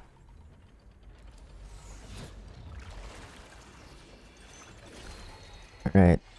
That's gotta be so much indemnitium produced from that. Aigu. Hey, Maisel! You're just in time for the final verdict. Of the Oratrice Mécanique d'Analyse Cardinale, Furina is... This is the final verdict of Twist.jpg. Oh, what did it say? Well, what's wrong? What's the Oratrice's verdict? Did... No. The Oratrice also displays a guilty verdict. Oh, what is the sentence? Isn't that correct then? However, the exact wording of the verdict is thus. Furina is The not covered by my Hydro-Archon. pity. Guilty. The Hydro Archon guilty. Oh, it didn't say Furina, it said the Hydro Archon. So she is the Hydro Archon, but she is also guilty. Oh my god. So, so this final judgment proved us wrong, but still it gave the sentence nonetheless. I mean, it gave the verdict of guilty nonetheless, which is kind of weird. Oh yeah, everything we've discussed, you're all wrong. Genshin is I stopped when albedo was first added. Oh, that's when I was. Well, I started before this is that. a master class in writing, I tell you. To be punished via the death sentence. Bro. Wait, I'm turning off my noise filter. Hang on. For my most accurate reaction to this information, I need to turn off my noise filter. You will hear the fan noise, but you will also hear my unfiltered reaction. Bro. Master class is Better Call Saul. I can't wait to actually finish Breaking Bad and into Better Call Saul because my friend who also plays Genshin Impact, she said a lot of good things about it. But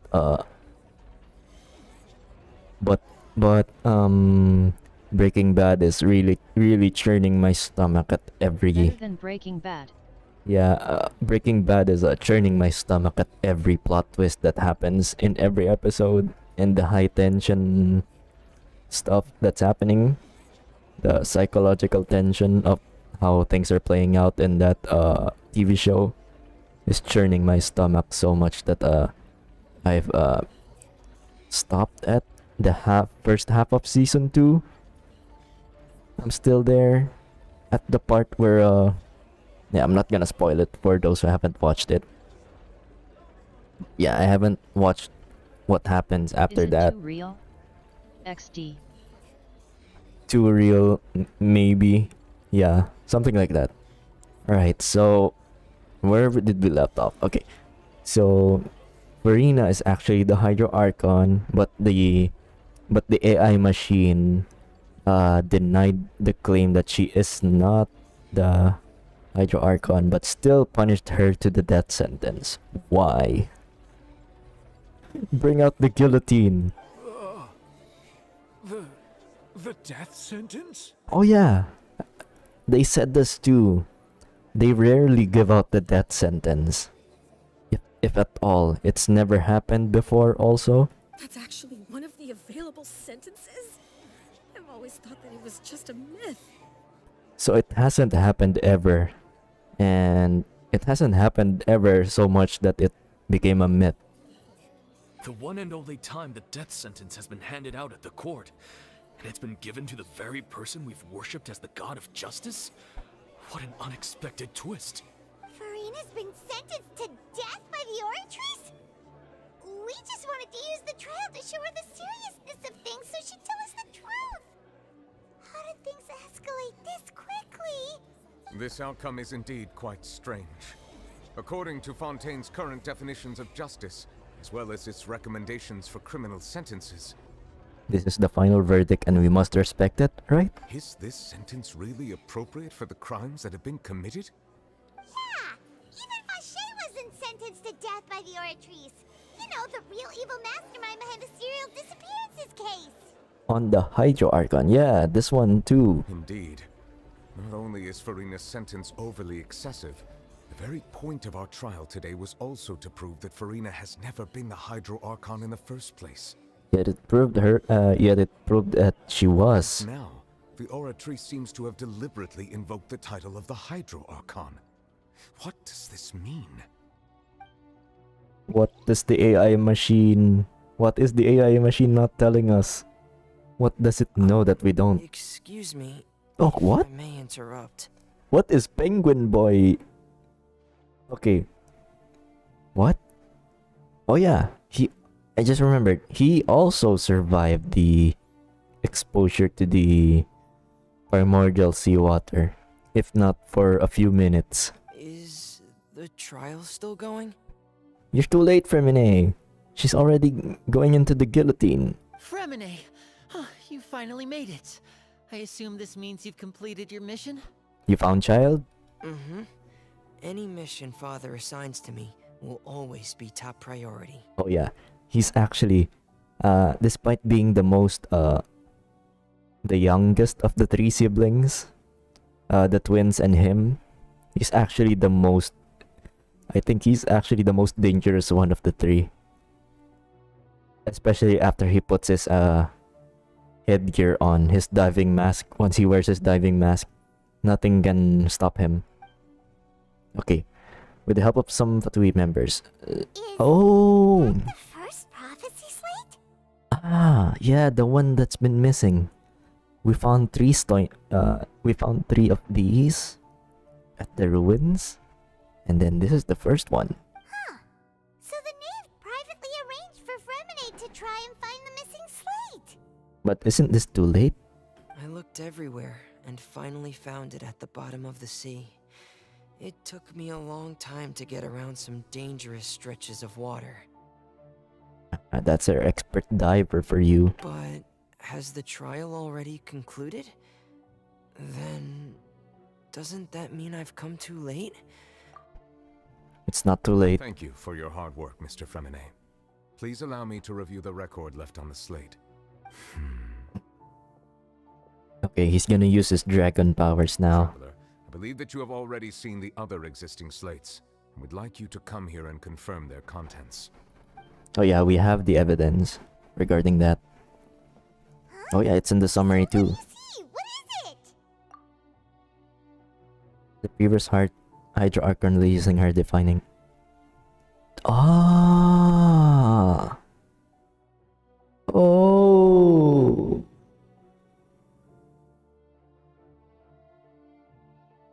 That's why. That's why.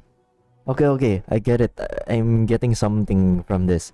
So,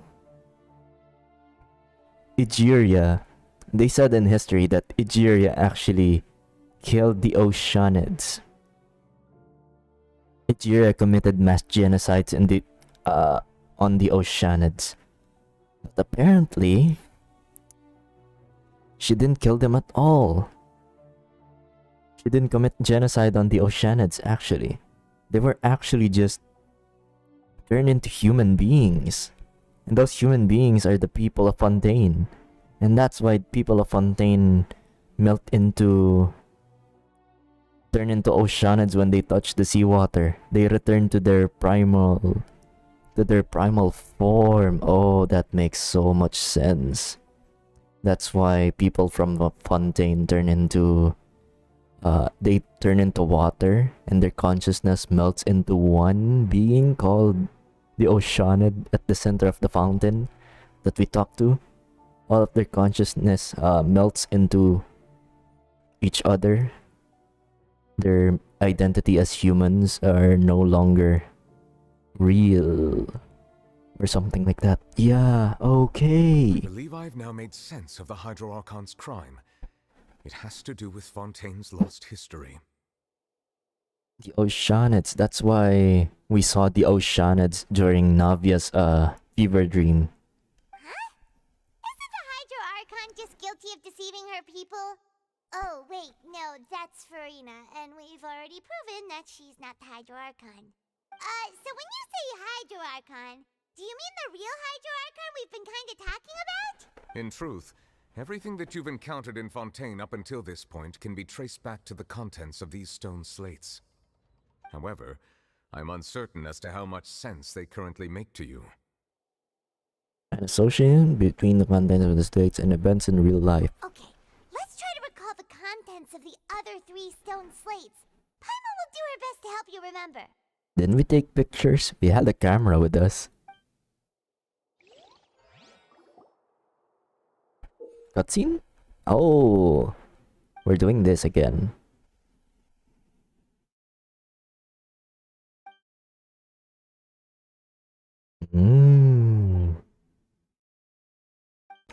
Prophecy shall be revealed. The first stone slate describes what you just said. It seems to show the previous Hydro Archon using her divine power, and then the Oceanids turn into humans. That's what she did. Does that mean that Fontainians are transformed Oceanids? Oh, Paima wasn't expecting that. But If Oceanids can turn into humans, then perhaps this process can be reversed as well.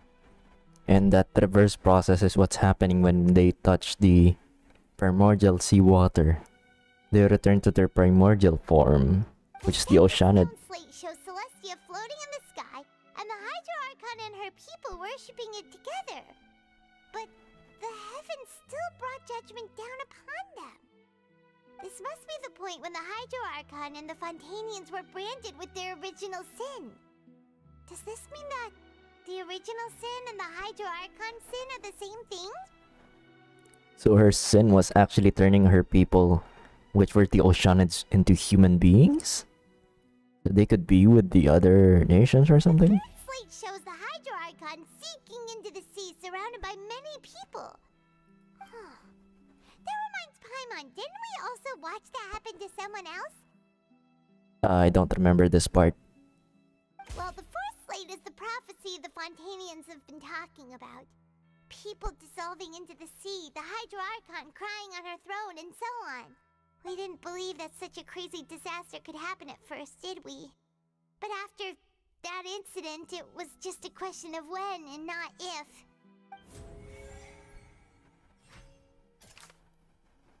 Alright. The stone slate and ruins, it seems to show the former Hydro Archon using divine power to turn Oceanids into people. We need to verify the truth.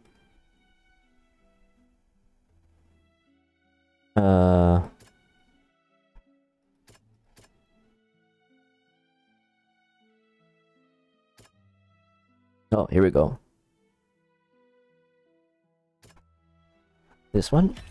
There we go. know from the case of the serial disappearances of young women that Fontanians can be dissolved in primordial seawater. And the first stone slate tells us that long ago, the Hydro Archon used her power to turn Oceanids into humans. This might be the reason that Fontanians can dissolve. Oh, the preview of that is the creepy thing that I was about to talk about in the GC. Turns out that the Oceanid we met at the fountain was not the wife of Vache, but the consciousness of the people he killed to try to bring her back. The combined consciousness of the people, of the girl he killed. And together they, and the last part of their consciousness had the only thing left of their consciousness was their vengeful spirit. And all of their vengeful spirit worked together to basically drown him in the fountain. And that's how Vache died. He didn't actually make it to prison. He actually died at this scene. He was drowned by the spirits of the people he killed. So divine justice, as I call it back then. The stone slate in the ruins showing the prophecy describe history of the future. Second slate, it shows Celestia floating in the sky, the Hydro Archon and her people worshipping it together. But the heavens still brought judgment down upon them. Alright, judgment. Which one of you... Judgment. This one? Perhaps what is about to take place has all happened before. The true sin of the Hydro Archon that Nervalette mentioned, and the original sin cast down on the people of Fontaine by Celestia, as recorded on the stone slates. Oh. What kind of sin merits such a verdict? Stone slates in the ruins showing the prophecy describe history of the future. This is the third slate. Hydro Archon sinking in the sea.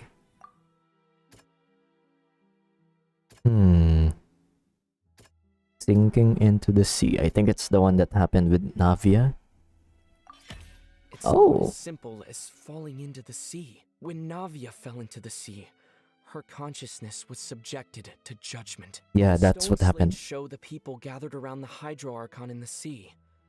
Could that be alluding to the same thing?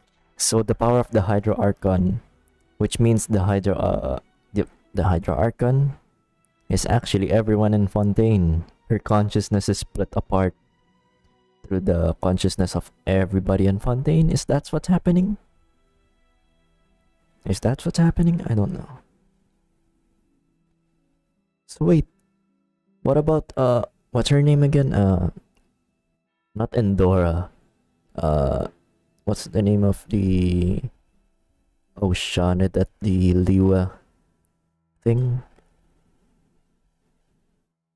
Forgot her name. But the Oceanid of the lake in Liwa, the one we need to kill every time we need to level up characters like Barbara and Mona and Child. It shows a scene basically identical to the prophecy. Archon will sit on her throne and weep. Oh, that's what's happening right now, actually. She's weeping at the... What?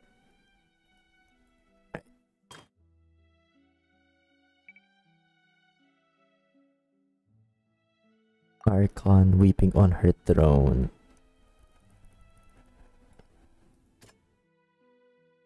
Okay, let's do... Sound quite right. Okay, it's not that one. Maybe this one? And maybe it's Novelette. The Okay. prophecy from the stone slates found its way into society, but not many people believed it at first. The fortress of Meropide was nearly flooded with primordial seawater, which we know can cause Fontainians to dissolve. It seems increasingly likely that the prophecy may come true if... I accidentally clicked on the last part. They'll dissolve into the primordial sea but won't cease to exist. Their essence will flow in the seawater, converge, and take the form of an oceanid. Click now.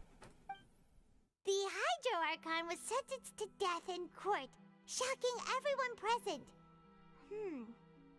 Perhaps this means that her sin was actually Fontaine's original sin. Navia fell into the water inside those ruins, and she nearly dissolved. She was surrounded by the people of Croissant in a court within her consciousness, and was forced to take part in a trial meant to make her stay. Yeah, this one. They were convincing her to stay. They've given her very encouraging words, like kind words, not hostile words, like words that make her compelled to stay inside of that fever dream. The eruption of the primordial sea at the fortress of Meropide was the surest sign that the prophecy was about to come to pass no matter what. The prophecy's contents can all be verified by recent events. If we combine what we know together, loads of truth should come to light. Yep. What is the truth? Verification complete. What is the truth? Give us the truth.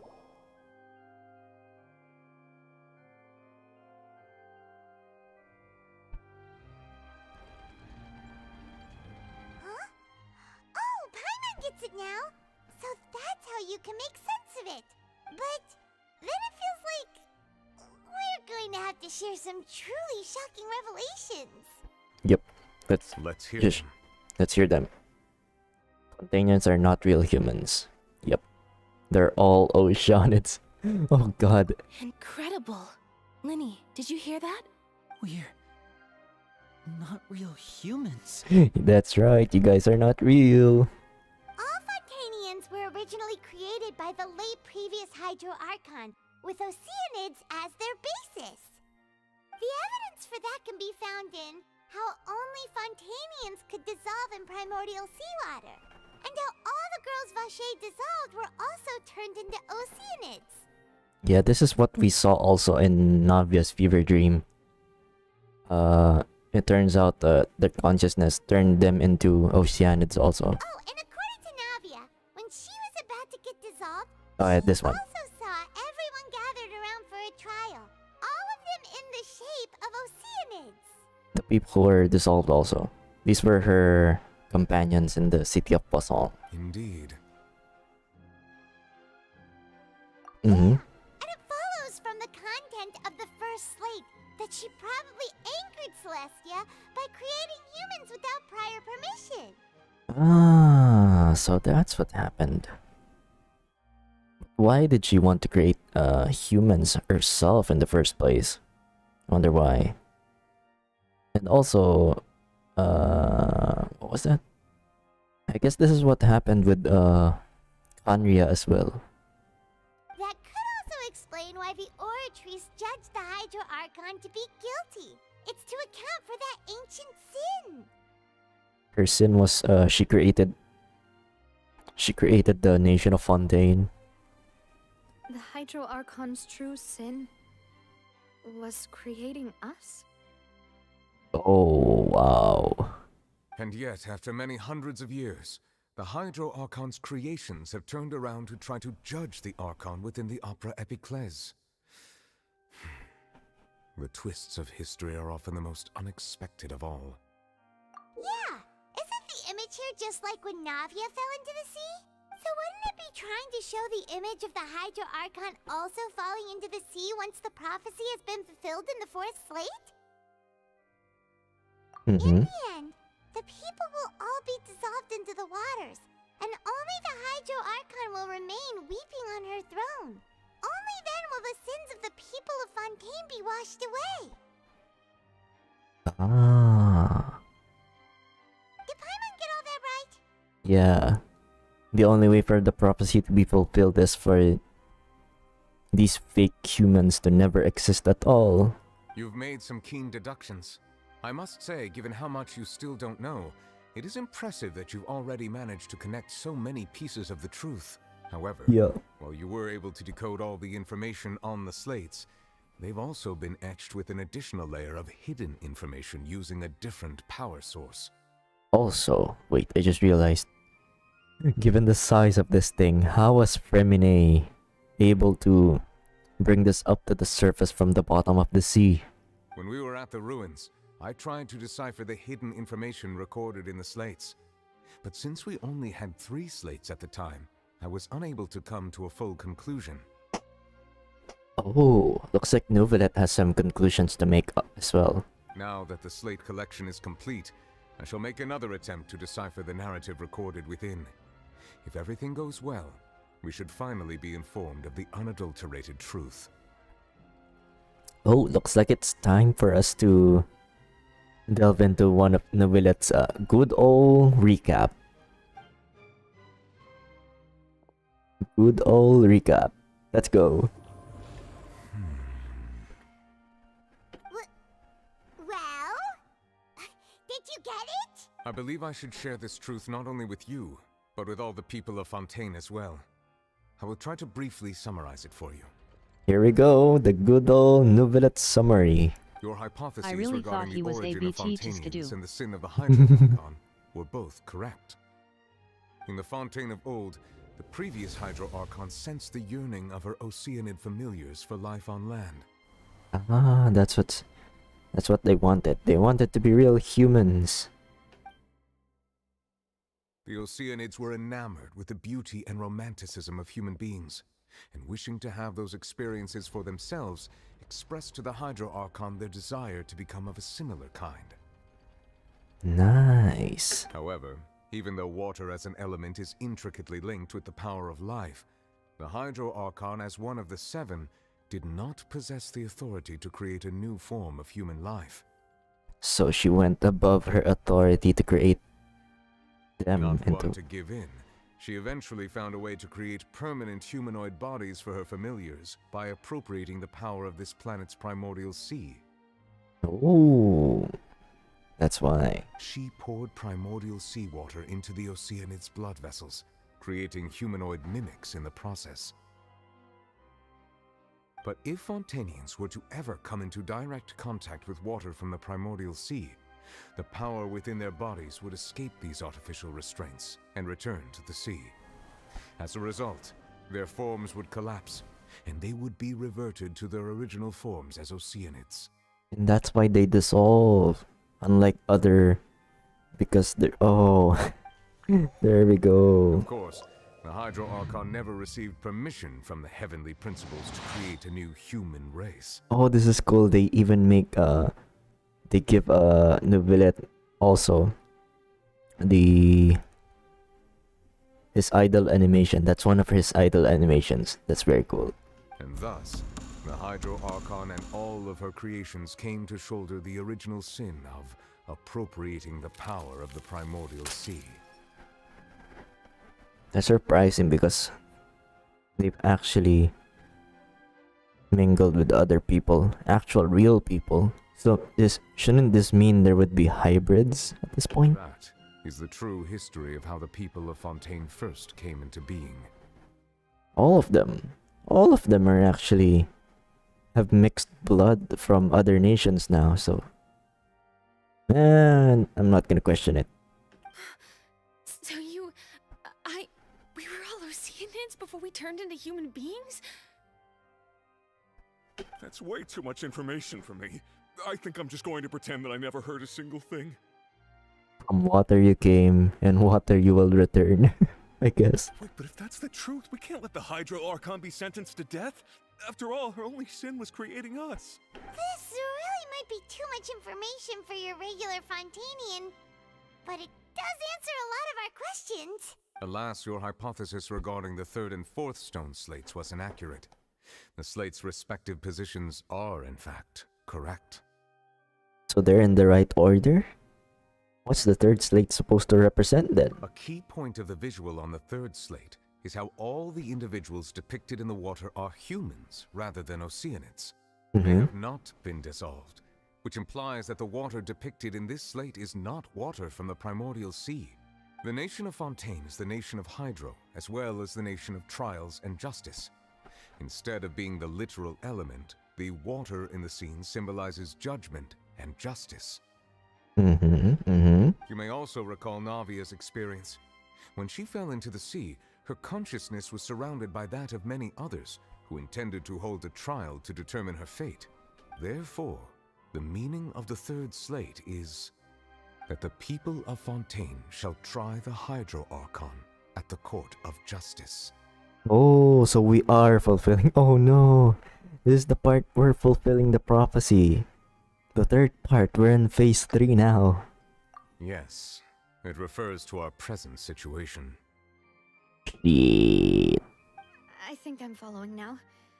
So, what you're saying is, even though we decided to put on this trial Spaceballs to moment. avoid fulfilling the prophecy, Spaceballs. in truth, everything we've done has happened exactly as the prophecy foretold.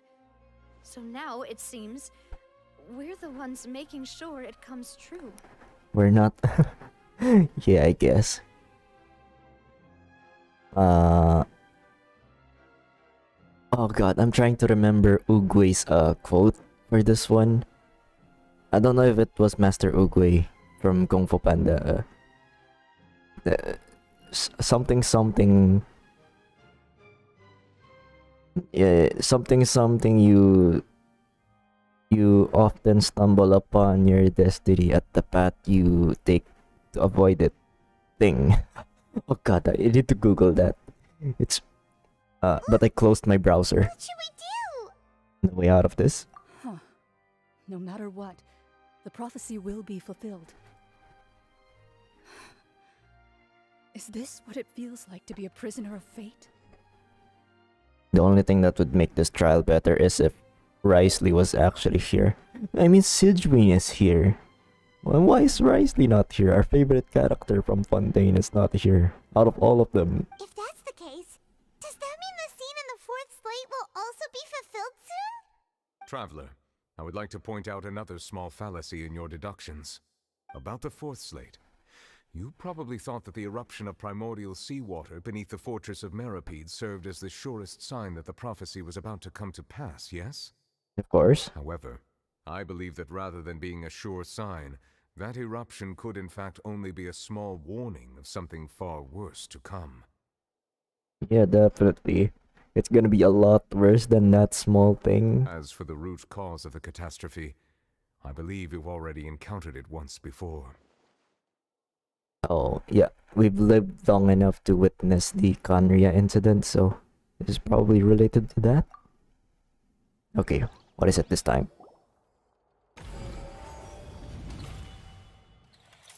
True source of the catastrophe. Just a small warning of the things to come. We must find the root cause of the disaster.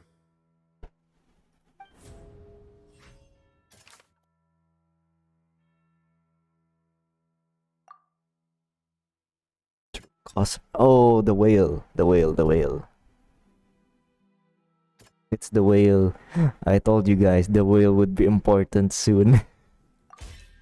There we go. Dream and reality.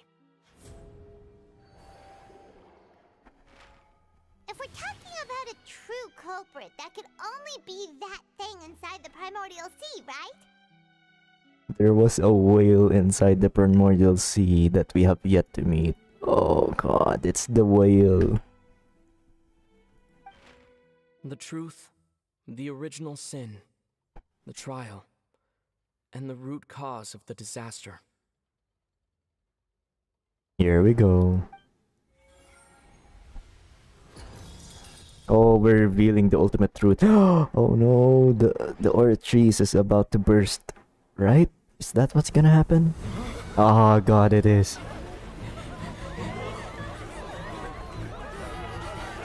Because we found out it's about the whale. Oh, it is! The whale is here!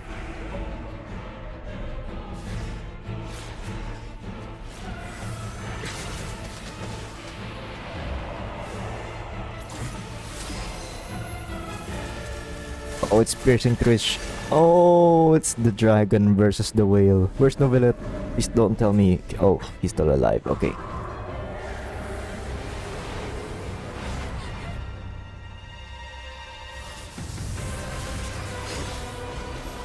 Child! Oh, Child is fighting the whale in his dreams.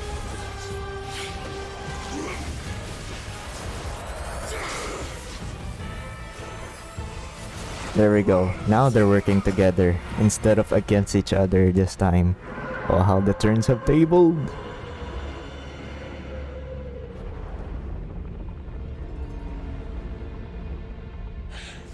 Child, turn back into your original form. You're okay now.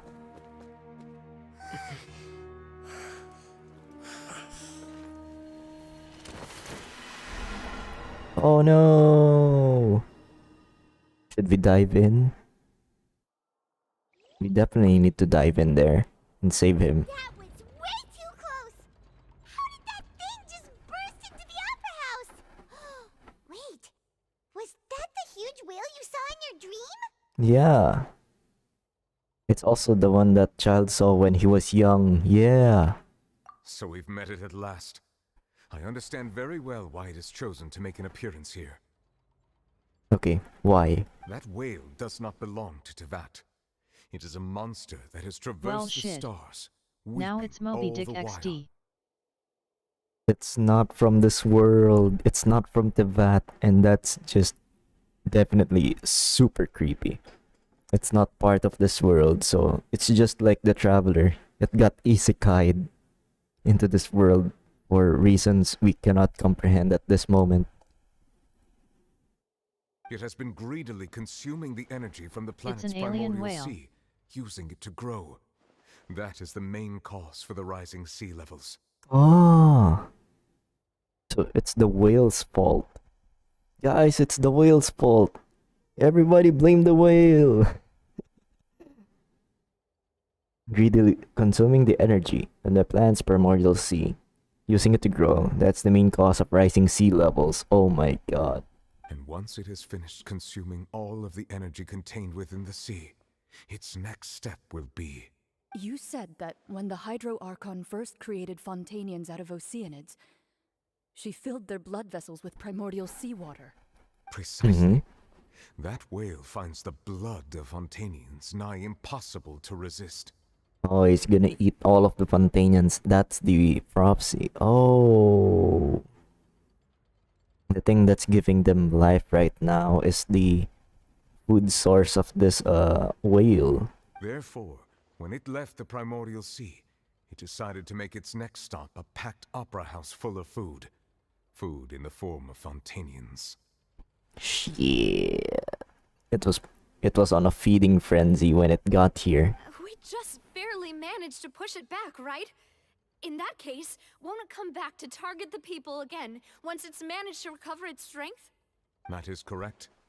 Mm-hmm. Indeed, it is more accurate to say that we should thank that Harbinger for buying us some time. Without him, the whale would have likely come onto land far sooner.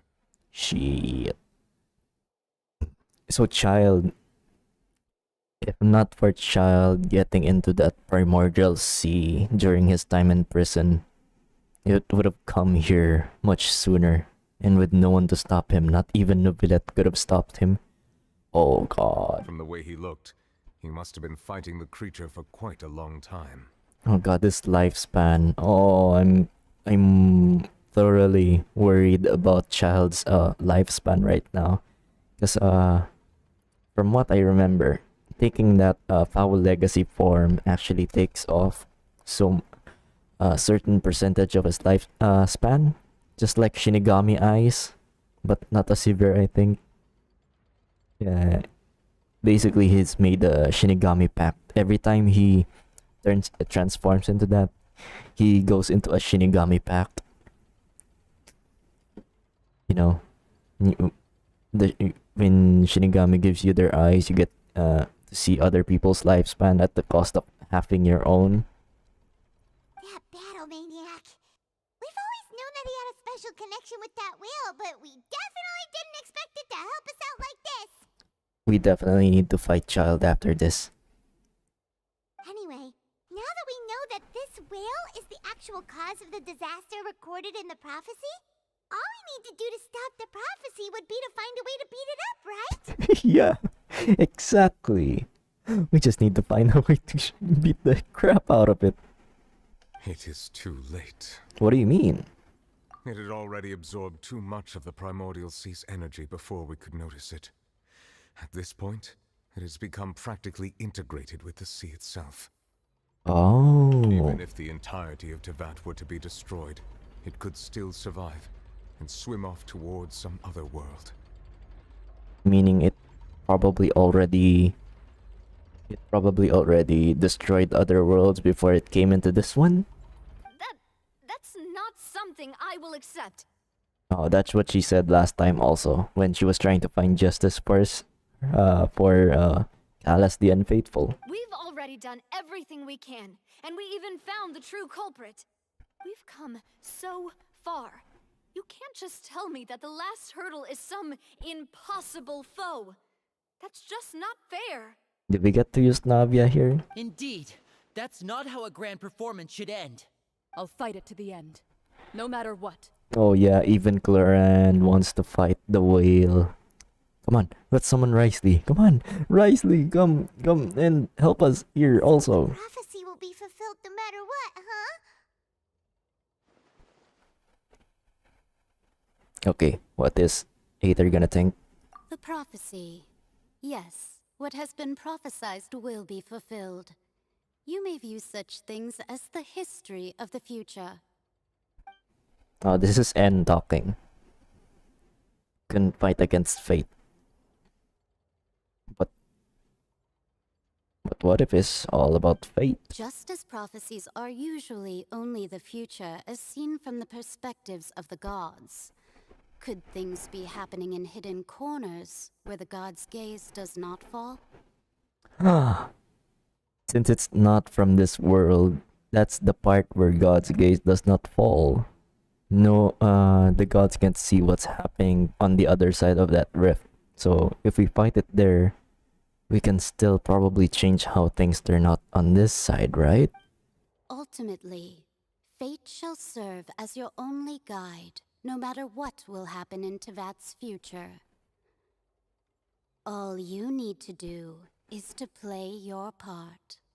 And the part I get to play is I get to beat up the whale, right? Could it be that even the prophecy will still be fulfilled? There's still a way to save everyone. Did I miss something? Yeah, you missed the part where we have to beat the shit out of the whale. Let me fight the whale. I forgot about Furina. What was it that she wanted to say to me at that last moment in the giant magic box? What is her real secret? Come on, Furina, tell us your secret. Uh-oh. It's the secret time. Oh, it's the Anitium. I believe it is preparing to carry out the death sentence. Oh. Ah, this is the part where she's crying.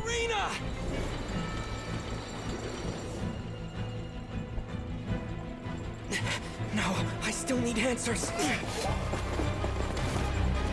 Oh, I wish my Aether can jump that high, even without the... Ooh, symbolic.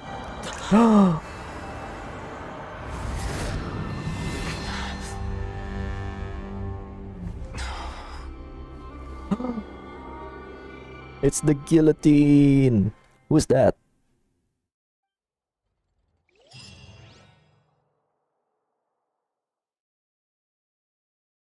It's the guillotine and someone seems to be wielding it.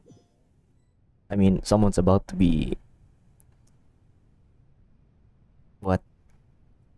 IT goes guillotine. Who's this? Why is she bare feet? You. Wait a minute. Why does she get 3 skins? She has 3 skins now. Whoever this is. .jpg. A Furina. Wait, where does her things go with that design? Oh man. A Furina.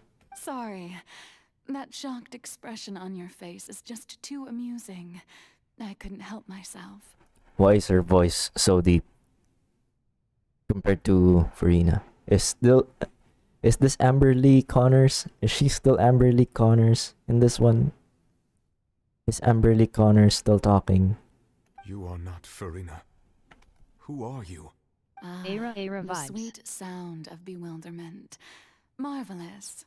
A sure sign that my attempt to deceive everyone was a resounding success. But to answer your question, I am Focalor. You know, the god. Oh, she's the real Focalor. The real Hydro Archon. Speaking of, we forgot. Oh, so she's the real Hydro Archon. Focalor, why did you deceive us? Ah, so that's the part where... This is the part where he said it in the trailer. Oh, that wasn't my goal, of course. Goodness, no. But I had to fool everyone else too, if I was to stand any chance of deceiving the heavenly principles. Ah. She's deceived the heavenly principles. How? Deceiving the heavenly principles. It's all because of that pernicious prophecy. Dreadful, wasn't it? Everyone doomed to dissolve. Fontaine condemned to be flooded. One was not amused. In fact, one was positively bemused when that problem was thrust upon me by my dearest predecessor. That's the former Hydro Archon Egeria for the uninitiated. Oh yeah, Egeria. It hardly gets more disastrous than a preordained national catastrophe. Now does it? She knew full well that the prophecy would surely come to pass. And as one of the 7, she also knew full well that one defies the heavenly principles at one's peril. So yes, as you have no doubt surmised, it was a rather impossible situation that I found myself in.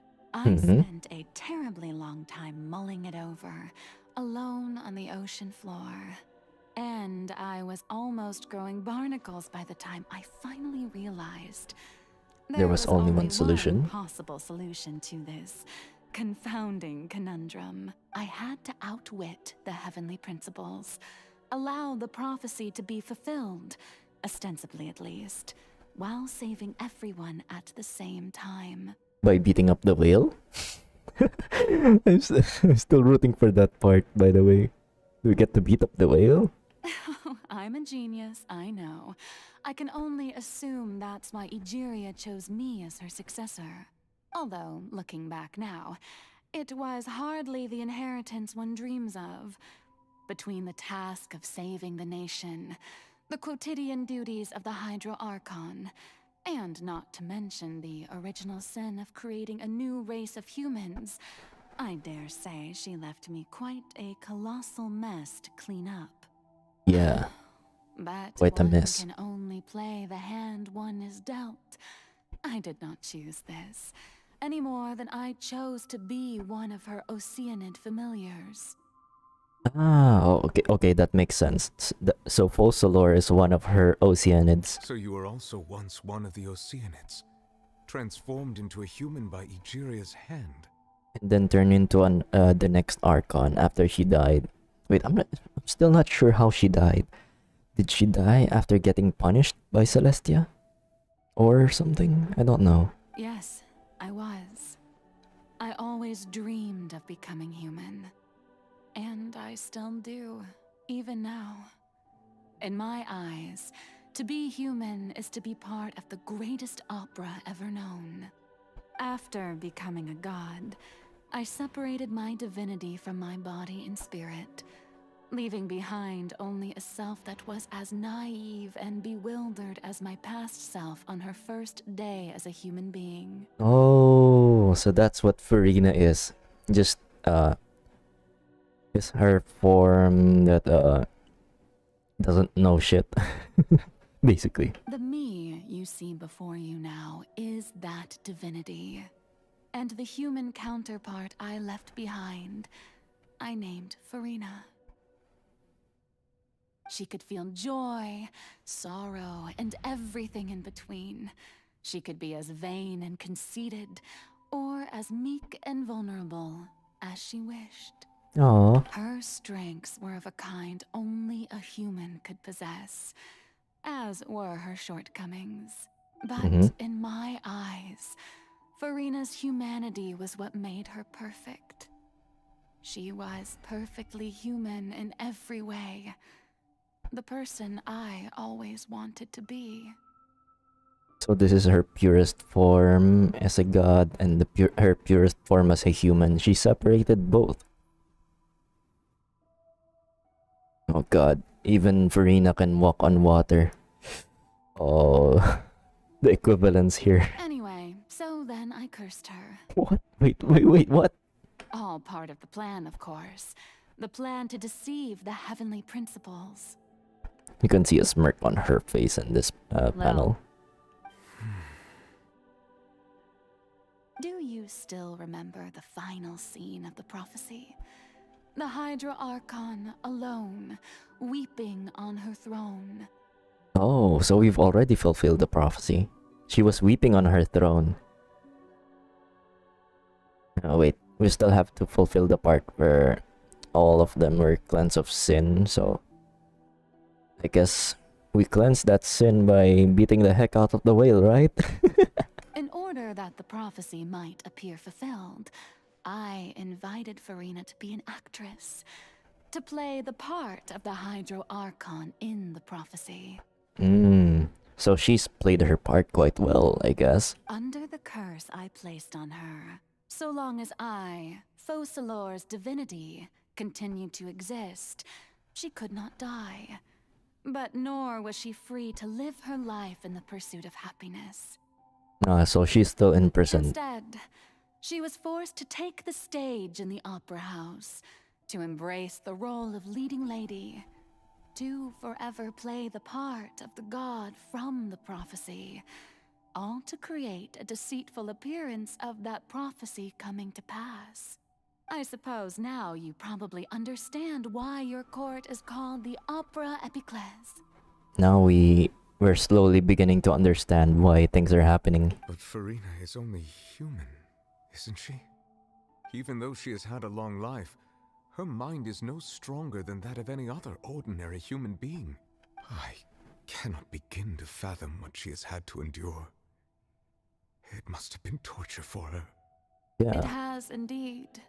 And although she is, in a sense, me in human form, I most definitely owe her an apology for it. Wait, I can hear Amberly Connor's voice now.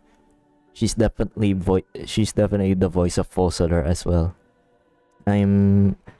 Earlier I was thinking they hired a different voice actor for Focalor, but Yeah, I can hear her inflections. A little bit similar, only she's using a different voice, quote unquote, or Focalor. It's been 500 years. Yeah, there we go. It's the same one. Oh god. Oh god, this is a very talented voice actress if that's the case. She has 3 different voices for one character. She has a voice for the eccentric pretending to be the almighty Archon Furina, and then the actual Furina who is actually quite sad, and then there's this one, Focalor. And all along, she's been playing her part in the most unimaginably long, unbearably lonely, and agonizingly painful opera of all time. Cutscene? Cutscene? Cutscene? Cutscene? Oh no, this is the guillotine cutscene, isn't it? No, not yet. I came into contact with Furina's tears. If I remember correctly, tears often contain the being's strongest emotions. Right. With sufficiently strong hydrosensitivity, I can form an emotional connection just like what I did with that Oceanid at the Fountain of the Scene. Wait, could it be Furina's inner world? Ah, yeah. What's she doing on stage? Wait a moment, that probably isn't Furina. A reflection of her inner self. If I can directly speak to that self, I might be able to easily get what I wanted to know. I came here for answers. Either way, this opportunity is not to be missed. Let me try talking to her. Oh, so we're basically alone in this one. Again. Just like when we tried to connect to Nahida in Sumeru. Now we have to connect to Furina in Fontaine. Time to connect. Oh. Oh, I almost forgot we're Child's team.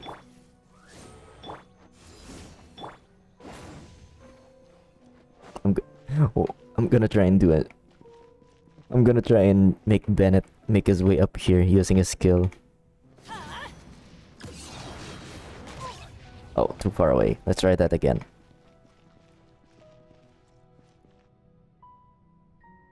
Behold Bennett's power. It's not high enough. His knockback is not high enough for that. At least we can try doing it from here.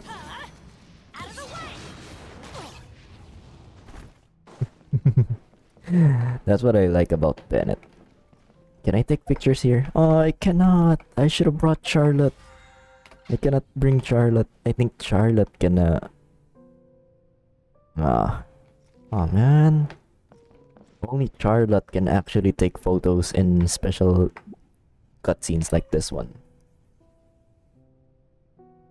Oh, who permitted you to come onto the stage? Now, I understand your admiration for my august self, but August? I must ask you to keep to the rules. Okay, this is my first time hearing the word august. And I didn't even know it was pronounced that way.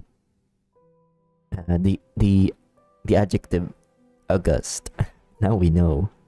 All right. It is not my intent to Don't look at me. reprimand you. Don't look at me. There is no need to state your name. Just be off with you. Do not distract me from my performance.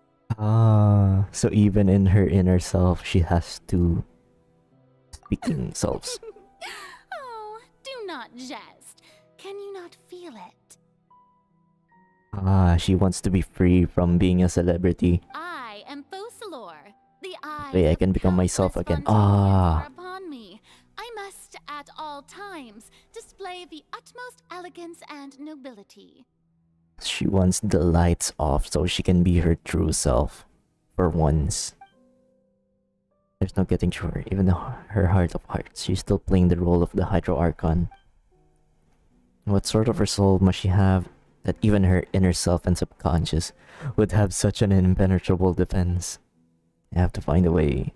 We have to turn off the lights.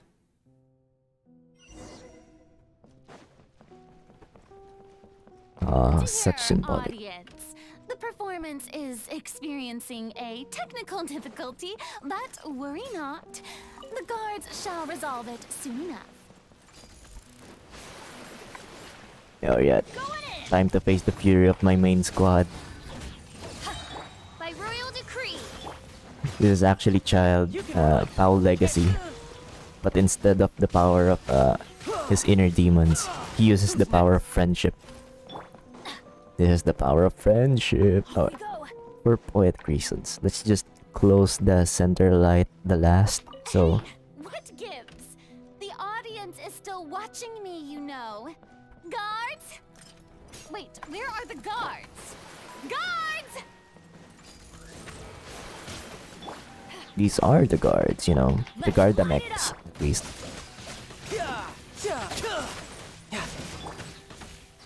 Hit me. Oh, too early. Adventure time.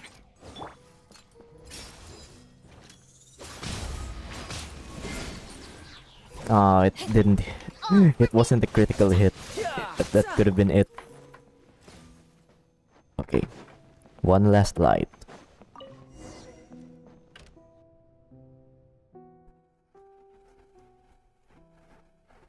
The eyes of people on her. I just received some sort of signal. Was that her true voice? A ticket? When did that end up here? Ooh. Oh.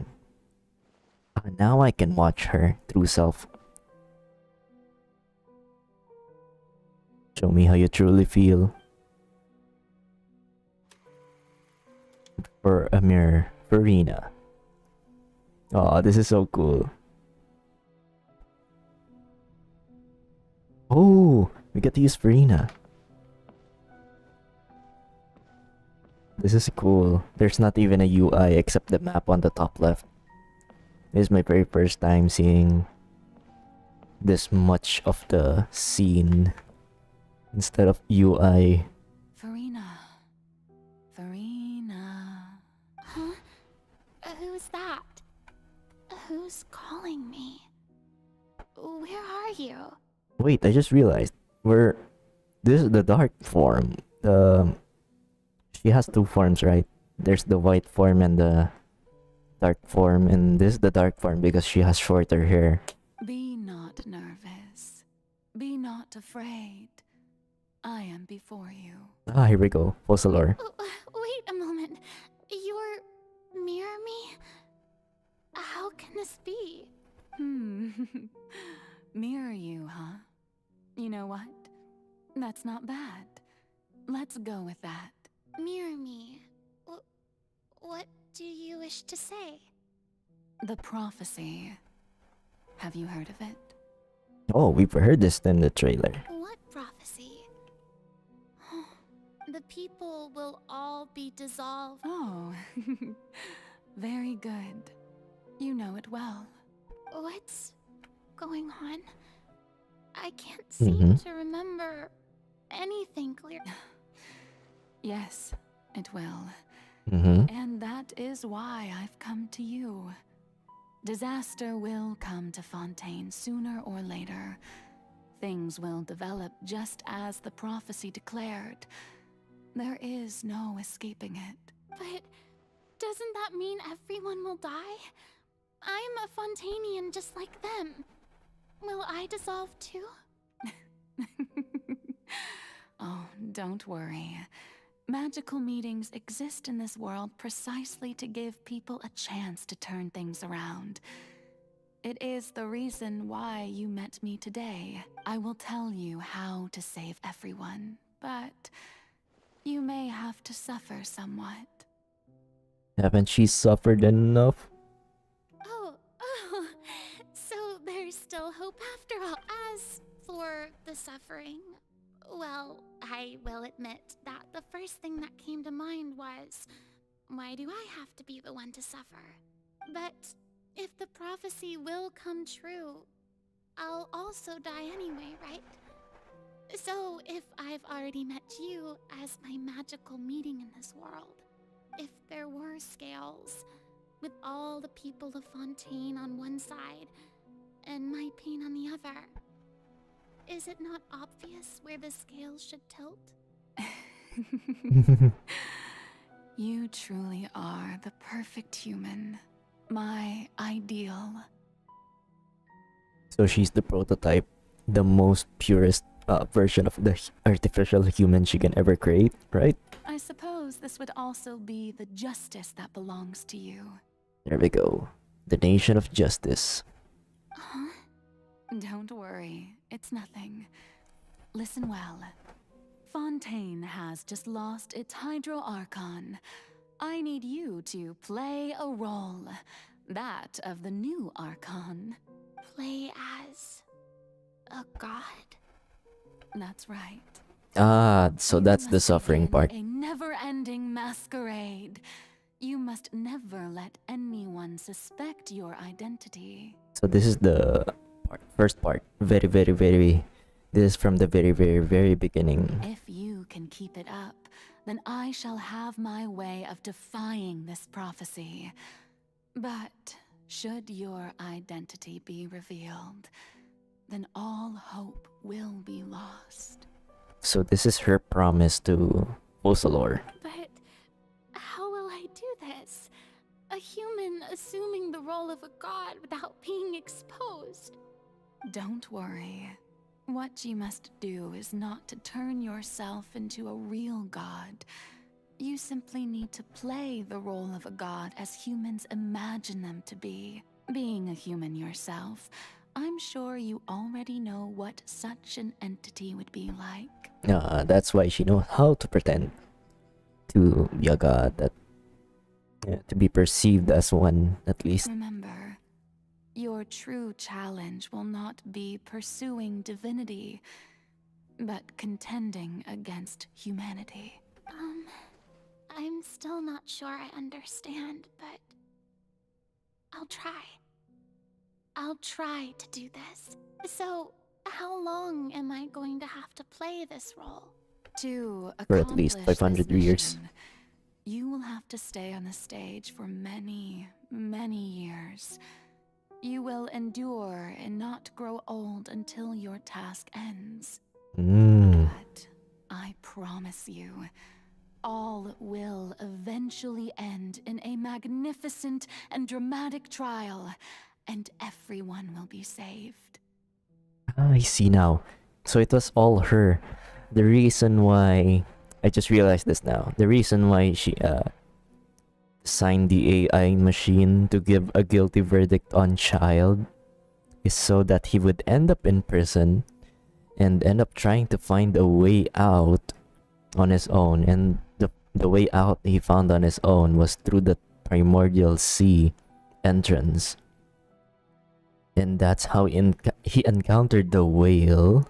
And that's why he was able to beat it up and such. And now that gave them enough time for Novelette to meet Focalor and me to be on the stage right here. Oh god. Mind-blowing. Now we know why he was sent. Alright, chapter 2. Ascension speech Furina.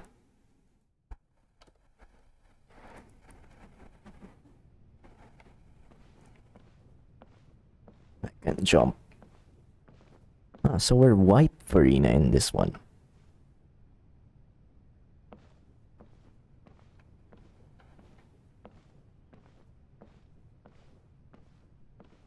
Do I have to climb from the stairs or...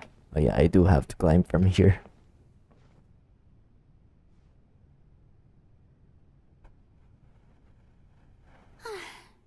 The Maison Cardinalise has announced my accession. But this is my first, what should I say, to most appear like a god. Summon courage. Ladies and gentlemen, good evening, and welcome to the Opera Epiclese. I'm sure you've all heard about how I have taken on the role of Hydro Archon. Indeed, I am Furina de Fontaine, your new Archon. In truth, I know little about becoming a nation's new god, but it will be my honor to guide you all. As the god Focalor, the god of justice, I shall do all within my power to lead you into an age of fairness and justice. Once again, thank you all for coming. If you should have any questions or suggestions, please send them to the Maison Cardinalise. The future of Fontaine will require us to work together, after all. This should do it. I thought I might stammer, but thankfully, I was able to convey my thoughts just fine. Okay, and next. That's the new Hydro Archon. Is this some kind of joke by the Maison? I would have thought that a being that surpasses humanity would be a bit more assertive. Hey, did you hear that? She even told us to send her suggestions there at the end. Shouldn't gods be all-powerful? She's being so modest. What's the difference between her and an ordinary person, then? Here we go. Her first experience, being exposed to the Twitter crowd, or the X crowd, as, we should call it from now on, I think. If you ask me, perhaps the succession didn't actually happen. She might just be a Maison-back puppet. Wait, what's going on? Why is everyone suspecting me of being a fake? Right. Mirmi said that I just need to play the role of a god as humans imagine them to be. Calm down, Furina. Think. What do the people want? Assertive, with a strong sense of presence. One who can dispel all doubt.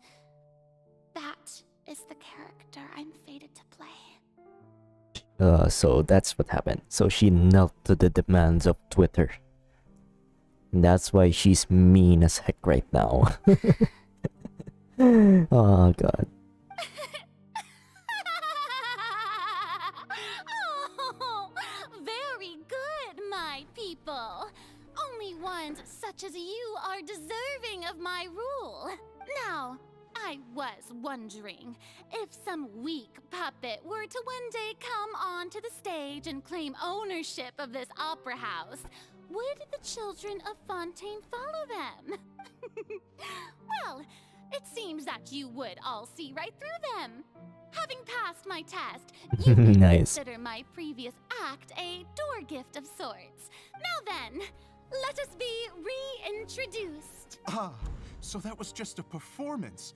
How could I have forgotten that we were inside an opera house? Yeah. That's the ruse. That's the trick. It's a trick. It's a prank. It's quite shocking, to be honest, but I suppose it's a better look than before. Such a fascinating and bold deity. How wonderful! Our future may yet be bright after all. It seems I've turned them around. Best follow this flow and restart my accession speech. My dear people, whether you acknowledge me or not, whether you trust me or nay, I say to you, keep faith in your ardor for justice. We Let's have go. heard it said that this nation's sins can no longer be washed away. Well, I say that justice is most fragrant when it blooms amid sin. Turn up the drama. Yeah, that's how we gain views. The scales of justice should not weigh heavy in the hands of its God. May law be the prayer on our lips. May judgment be our worship. Let us light the fires and drink to the future of Fontaine. There is no trouble in this world that justice cannot solve. All that is needed is for you, my people, to believe in it, heart and soul. So long as I, the Archon Focalor, stand within the Opera Epiclese, so long as I stand before the Oratrice, I shall even judge the gods of this world! Yeah. Woo! I was clapping. Also, you can't hear it, but I'm clapping. What did he say? I didn't hear that quite well. What did he say? Opera House, Furina.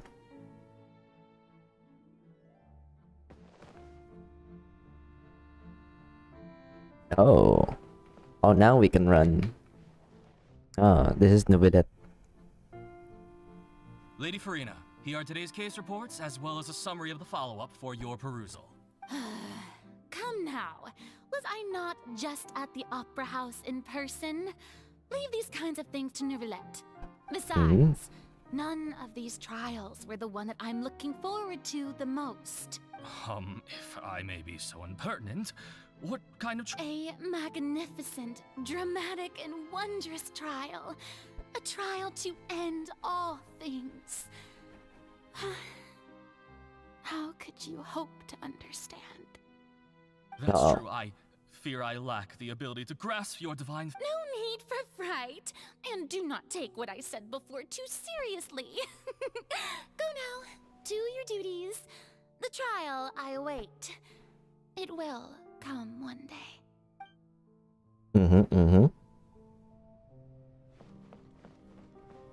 Now, what is this? I don't remember this one. Lady Furina, I don't know what to say. No need Ah, to it's thank one me. of her appointments. Or rather, thank your own sense of perseverance instead. Long have you stood in line to meet me, have you not? All right. Deuteria, is it? How is your son's illness? You remembered me, and you knew of my family, too. He's doing much better now. In fact, he is far more of an ardent believer than I. He was the one who forced me to seek an audience with you, and to bring your words back to him. Oh, good. Very good. If this should happen again in the future, please do not hesitate to come and tell me. Going down to citizens' homes every so often, while not usual practice, should serve as a fine change of pace. You're such a gentle and wise god. Thank you once again, on behalf of my son. Yeah. There's another one over there. What is this? Fontaine Research Institute?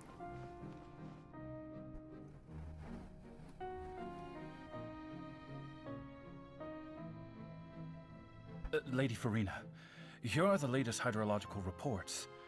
As for the specific parameters you asked to take note of, I see. It's as I thought then.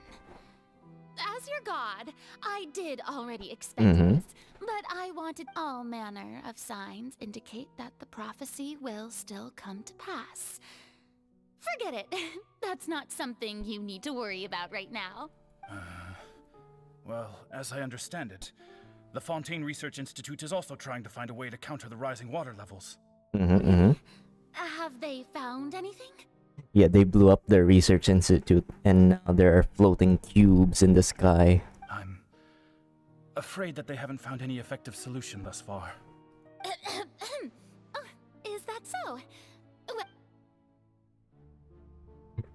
The facility blew up. That's what happened.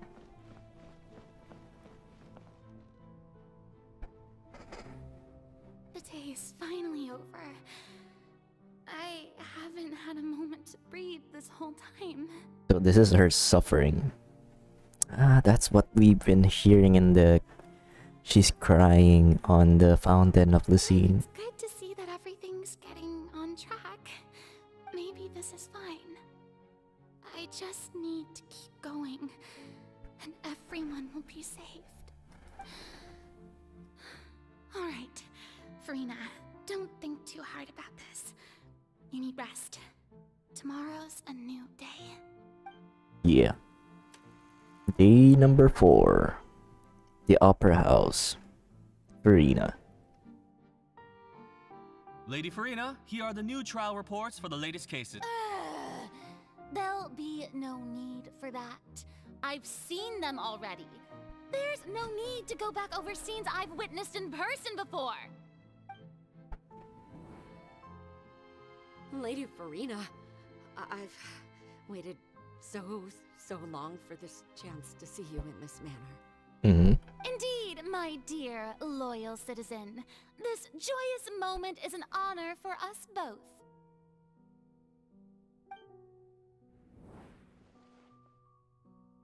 Lady Furina, We're detecting significant hydrological anomalies near Croissant. Ah, this is the part. Understood. Keep monitoring. Keep me informed should anything come up at the Institute.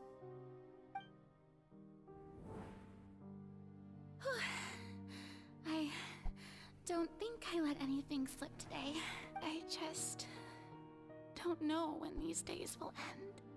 So she's been in a deeper samsara than we've been in Sumeru at this point. And for this one, she's just really all alone. If only Nahida was here for her or something. I feel utterly exhausted.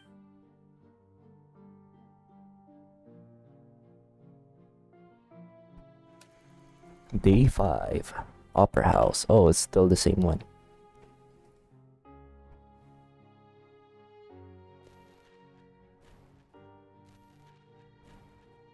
She's still finding ways to fix the prophecy and such.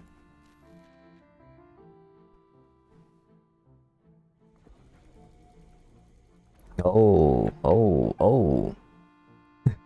Scene 182,375. So she's been here for quite a long time. It's like a dream being able to speak with you up close like this. I've heard that the first member of our family who was honored to receive an audience with you was Madame Deoteria, almost 20 generations ago. Oh man. It's been 20 generations since then. And what a fine family yours is indeed. It brings me great joy to meet such a faithful believer, a descendant of a line most ardent. Surely you exaggerate, Lady Furina. My lady? What is it, good citizen? Are you crying? Oh no, she's slipping.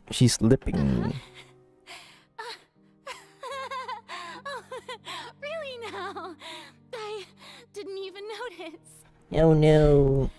This must be the overflow of hydro from my person. Well, can't quite help being the god whose dominion is the waters, can I? No wonder. A manifestation of your power, then. Oh, Archon, I am honored to have witnessed it. Honored indeed. They really gave her and Navia so many crying scenes for this one. Man, everyone in Fontaine, man. So interminable.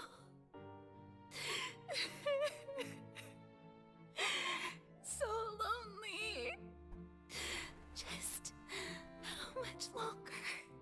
So this is the full line. She said it, guys. She said the line. This is the line she keeps saying in the Fountain of Lucine if you go in there. So now we hear it in perfect clarity. Finally. Will the crying stop once we finish this quest? Hopefully so. Hundreds of years must have passed by now. Perhaps the show must go on for hundreds more. I never imagined that it would hurt so much. Yeah. So this is the suffering that Fossalor mentioned. Have I reached my limit? No. Perhaps I reached it long ago. Today I didn't even notice my own tears. I want to tell someone, anyone, about this.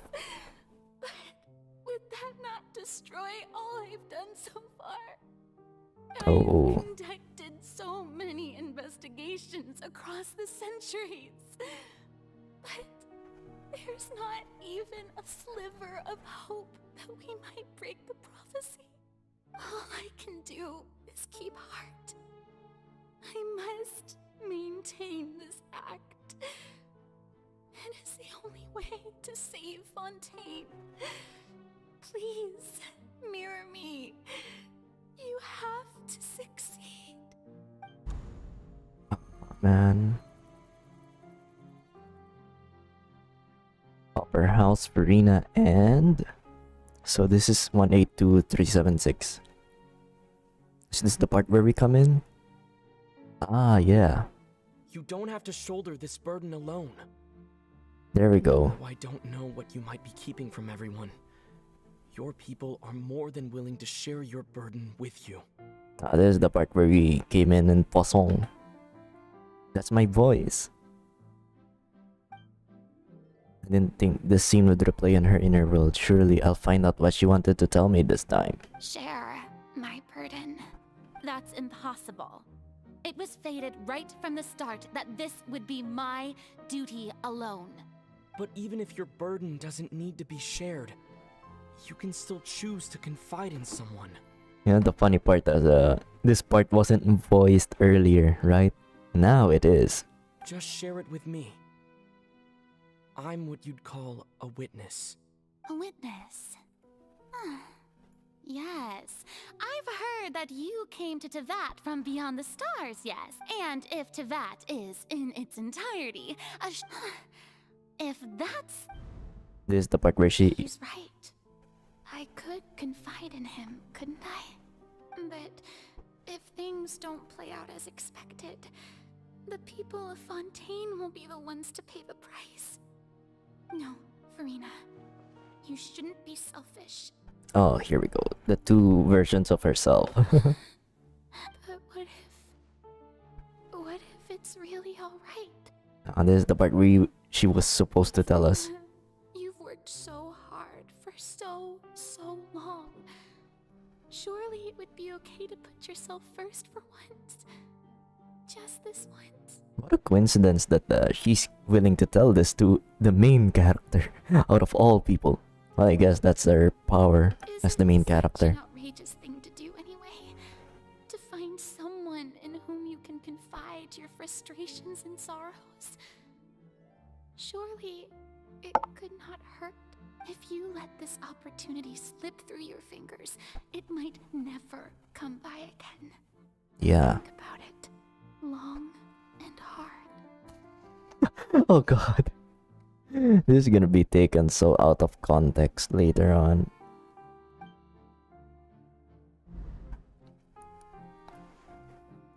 Are we gonna get interrupted here also?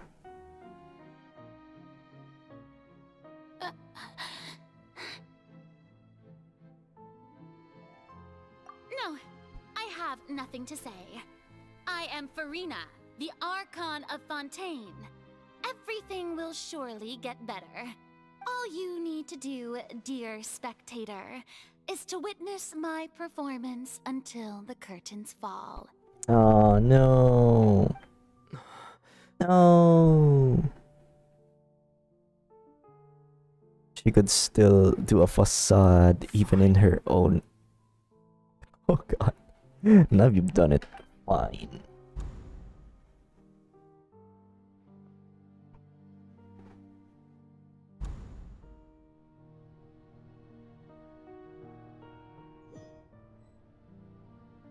So even Furina doesn't know the truth?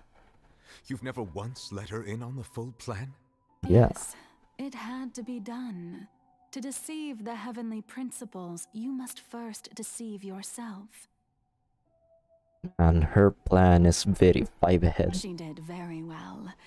If she had let her resolve falter even once in these 5 centuries, Fontaine would have been doomed to the most tragic fate. But now she is. It seems that trusting humanity was the right decision after all. I believe that I understand how your deception works, but that is only half the truth, is it not? How would you build on this foundation to save the people of Fontaine? That is the most important thing. Ah, good, good.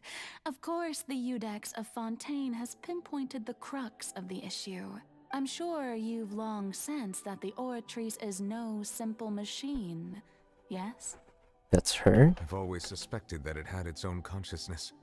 And Lenny did mention that he heard a human voice within the core chamber. Are we inside that now? It now seems that that person was you, hidden within the machine all along. Am I right?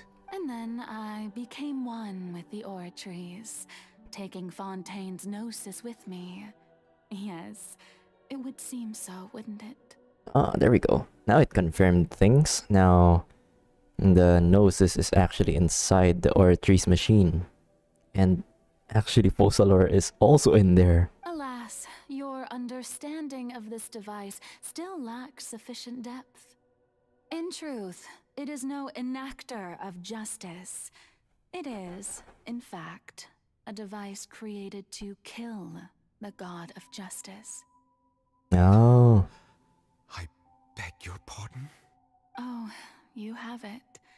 And to be more precise, not only will the Oratrice take down the god of justice, it will also take down the divine throne upon which she has been placed. Oh. I mean, did you think I would be the sort to enjoy peaceful repose while Furina suffered? My work over these last 500 years has been to constantly accumulate indemnitium within the Oratrice. But really, some have already discovered that only a small fraction of the energy generated by the device was ever used to provide power to Fontaine. Oh, so there's definitely significantly more power stored inside the Oratrice itself. The vast majority had to be accumulated to enact this death sentence. Oh no, so Focalor has to die. Oh no. All a part of your plan then? Both the trial and the sentence? Indeed. This power, accrued over 5 centuries, could have sustained Fontainians for millennia, had it only been used for that purpose. Almost all of it has now been stored within the Oratrice. Where's my... Wait, I'm looking for something in real life. Hang on.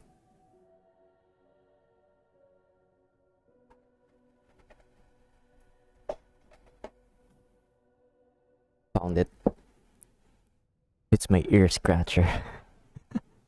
Alright. But only power of this magnitude could hope to destroy the Hydro Archon's divine throne, shaking the rules established by Celestia, and breaking through the institution that is the Seven. So the Oratrice's call for death was for neither Furina nor Focalor, but for the Hydro Archon. The destruction of that divine throne. If I do not misunderstand your intent, you must be... Planning to destroy. Yours to you, of course. Ah, returning the Gnosis to Neuvillette the Hydro Dragon. Right. In other words, this was all done to return the authority of the Hydro Archon to the Hydro Dragon of this planet. She did it all for Neuvillette. But...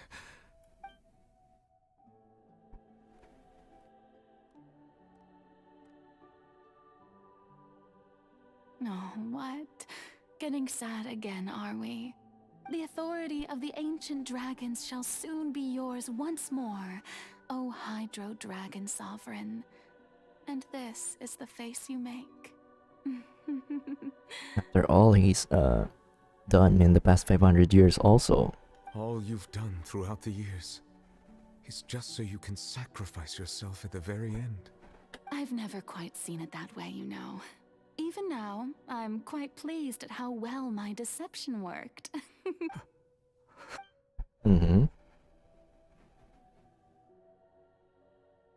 Hydro Dragon, don't cry. This is what she said also in the nursery rhyme thing, right? I must say, had it been within my rights, I would have loved to judge the heavenly principles themselves. Were they not guilty of essentially the same crime? Yeah. What rights do they have? I mean, Celestia stole the power of the primordial sea, and the heavenly principles stole the power you ancient dragons possessed. Yeah. That's how we got the Gnosis for the Archons. The heavenly principles stole it from the dragons. I am the god of justice. And is it not just that your original powers should be returned to you? That's the true justice, the final justice. I have always believed that justice lies in the process of pursuing human existence itself. So, if the theft of the primordial sea's might was Fontaine's original sin, then, leaving matters of procedural right and wrong aside, the descent of the Fontainians as humans and their right to exist in this world would be Fontaine's original justice. Ooh. In other words, existence was Egeria's justice, and to me, justice is the continuation of that existence. Defying the prophecy and ensuring that Fontaine's people shall live on, that should be the justice enthroned over all others. Nice. At this point, we, whether it be myself or all other Fontainians, have shouldered the burden of this sin for far too long. Iudex Neuvillette, the highest judge in our land, when you regain your full power as an elemental sovereign, what verdict shall you pass upon us? So when I was invited to the court of Fontaine to serve as Iudex, I see now that that was your idea too. At last, I now understand the true purpose behind this position. In the beginning, I was uninterested in human existence. But these 5 centuries of living alongside them have gradually brought about mutual understanding between us. And I have even attempted to feel as they feel. Those 500 years given him also enough time to be connected with the humans and be able to hear their side of the story. To be able to be sympathetic with them as well. You are a devious one, Focalors. Yeah. Things being as they are, surely you know that I could never declare them to be guilty. Alright, here we go. Cutscene? Oh no, it's the guillotine cutscene. The hour of my execution is almost here. I can't believe execution. The curtain call has come. I know I may not sound it, but faced with death, I find myself a little afraid. Perhaps this is one thing both gods and humans have in common.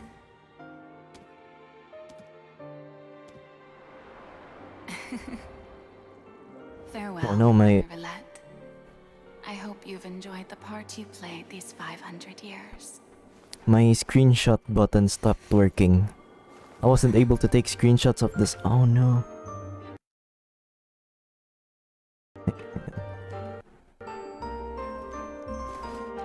Oh, this is gonna desync my thing so much.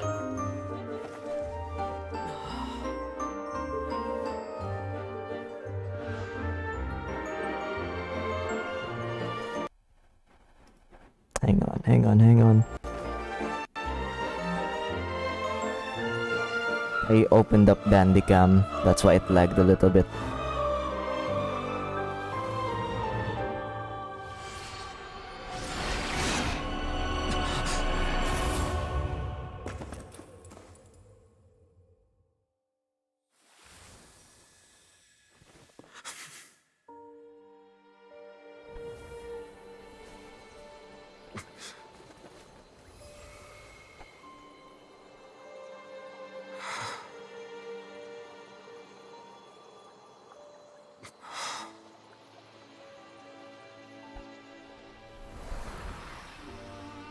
Oh man.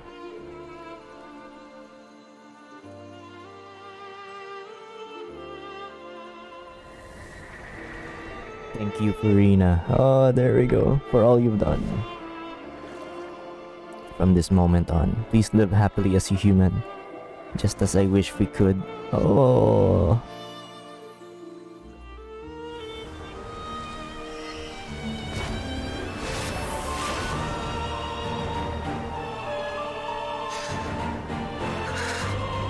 Oh, he's crying. Because it's raining really hard. I, Iudex Neuvillette, hereby declare, people of Fontaine, your sins are forgiven.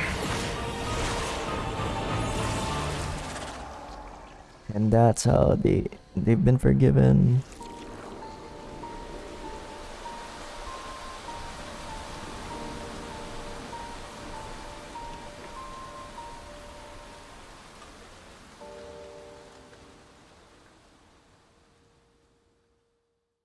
Ah, that's cool. One of the coolest cutscenes to be seen. Man.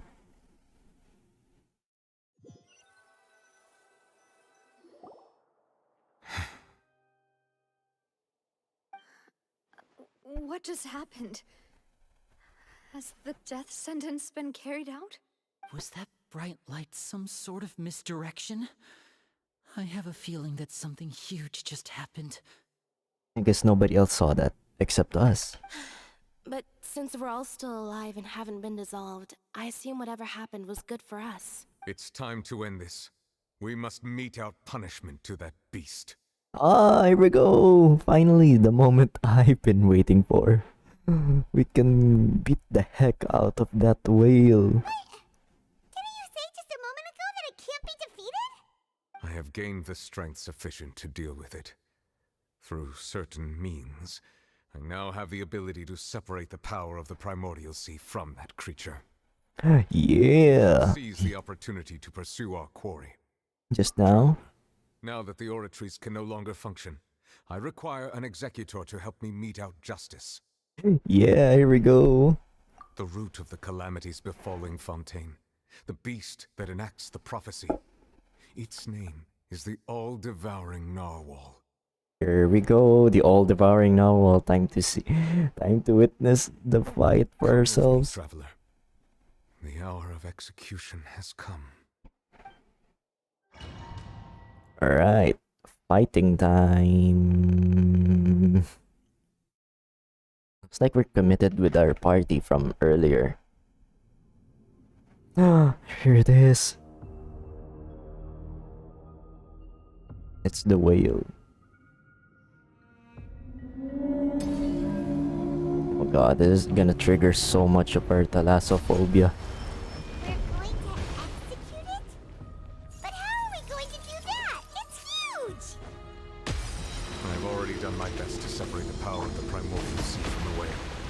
Considering the size of the beast, I cannot reach the power source. Oh god, it's huge and we're here. Find a way to attack it from within. I shall share a part of the ancient dragon's power with you. We shall look for an opening together. Oh god, this stage is so cool. And the ripple effect that I'm making with my feet. I can feel its sorrow turning into hostility.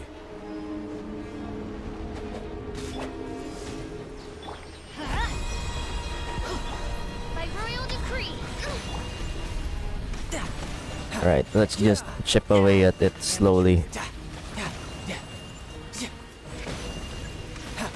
Destroy the using Numa or Usia. Oh, we didn't bring an Usia Numa character. Continue to trigger its hostility. Chance will present itself.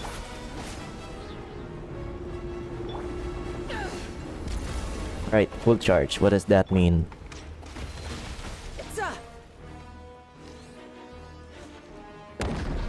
Oh no, here we go.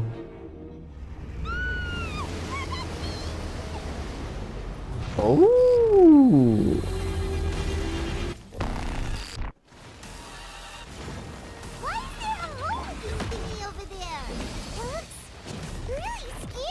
Oh, who's this?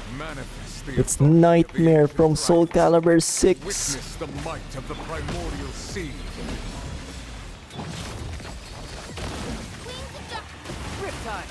Alright, child, time for your revenge against the whale. Seize the moment and use my power to suppress its roots from within. Oh, the music is so cool also. It's Zasalamel from Soul Calibur 6. He has the power of that guy. But we have to fight this guy and not the whale. I mean, I guess he's the personification of the whale from inside. What does that mean? Why do I have a teardrop on my character?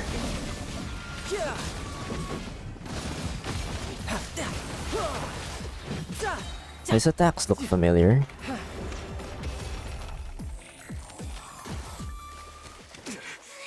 Here we go.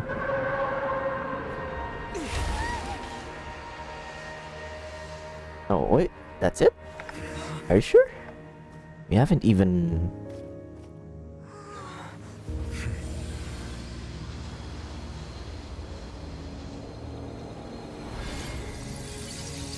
Oh. Oh, here we go. Final form. Beached whale. Oh, it's turning into something else. Black hole. It's her. It's Honkai Impact character person. Why did you eat? What? Who are you? Thanks for helping with the cleanup. It should have been my job, but... oh well. It was just supposed to be a short private training session for me. I didn't think that my disciple and my master's pet would start brawling in the meantime. What? Well, actually, I had a feeling that it would happen at some point, but they bumped into one another earlier than I thought. What a blunder. I suppose I'll have to swing my sword 3 million times as penance. No, 3 million, that's a lot of times. Even 10 million. I didn't realize how much of a number is 10 million until I played Tap Titans 2. Quite a tangent, right? It took me 3 years to tap 10 million times into my phone. Did you realize that? 2 years of every day of me tapping on my screen in Tap Titans 2. It took me 2 years to reach 10 million taps on that game. Can you imagine? That's how much of a big amount 10 million is. And imagine doing that 3 million times on a very exhausting motion as swinging your sword 3 million times. That power. Who are you exactly? Paimon has an idea. From what she said earlier, she must be Child's master. Skirk, right? Yes, Kirk. You know, I was talking about this with my friend the other day. I was hoping Skirk would look like a... you know those Abyss Heralds? I was hoping she would look like that. But except instead of having the Abyss Herald's head, it would be like a female head or something. You know? Like a female version of that. But turns out she's like the generic Honkai Impact character number 8. I was imagining Skirk would look a little bit like what Novelette is looking like right now, actually. Except she would have a female head and a female body and such. It's just that he gave us the impression that she was the less talkative person. Yeah. I simply did not have anything to say to the weak. But you, on the other hand, managed to defeat the all-devouring narwhal without using power from beyond this world. Yeah, without using... because we don't have it. We lost it during our fight with the Heavenly Principles. So you may speak to me as equals. What sort of person would take the narwhal as a pet? I have to agree. It's a strange use of a planet's primordial waters just to raise an all-devouring narwhal. That kind of power is wasted on it. It's not cooperative. It eats too much. And I have more important things to do with my time than pet sitting. The only thing that creature has going for it is its looks. All in all, it fails as a pet. Miss Skirk? I think you might have missed the point. The point being? Well, being that this pet almost destroyed an entire nation. Yeah. What sort of person is your master? Well, Child's master's master. Wait, is that right? Oh, right. So you don't know him. Sorry, I assumed you did. His name is Sertologi. Sertologi. Oh god, that's even more complicated name. Sertologi. His disciple is Skirk, and Skirk has a disciple named Ajax, which is Tartaglia. Sertologi, Skirk, Tartaglia. That's a lot of names to remember. I am unfamiliar with that name. Even Nouvellette is unfamiliar, which means it's a very unfamiliar. So Master is insufficiently famous. How should I describe him then? Have you heard of the name The Fowl? The Fowl? The Fowl? Oh. Still nothing? Well, how about the Visionary? Vetterfilnir then? Or Gold Rhine-daughter? Ah. Her master is Albedo's creator. Albedo's creator. Oh god, we're getting Albedo lore now. Ooh, that one we've heard. Rhine-daughter's part of the Hexen Circle. She's Albedo's mom, right? Oh, yeah, I forgot about that detail, about her being part of the Hexen Circle and Albedo's mom. Oh, so you do know that name. To be honest, I also heard all of those names and titles from my master. I don't actually know them either. Oh man. Hey I Amanda, suppose you understand IG2G2. now, yes? Fell My asleep master is on the likely floor, a similar LMAO. sort to Rhine-daughter.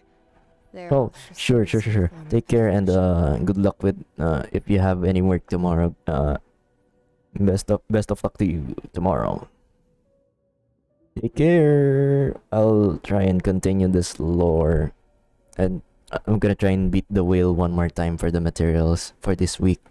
That's actually the purpose of me doing this quest so late into the night.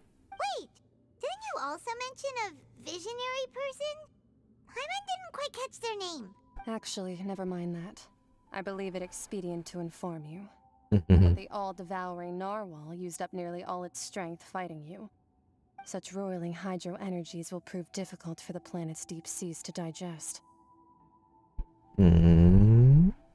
As such, the Fontaine back on the surface has most likely been thrown into chaos. In other words, the prophecy that you've been fretting over should now be in full swing. Oh no. Oh no. It's natural after all. The prophecy is surely we know this and accepted it. However... Not to worry. Focalor has already managed to deceive the heavenly principles. Oh, this information our character doesn't know yet, right? Okay. In the end, the people will all be dissolved into the waters, and only Furina will remain, weeping on her throne.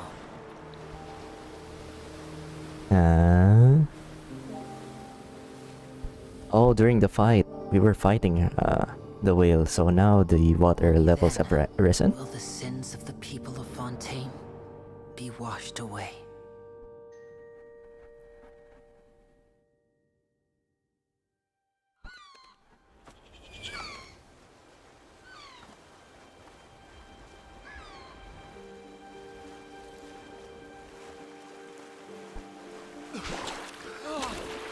Oh, shoot. How about the people indoors and the people who are too weak to... The people who are too weak to swim?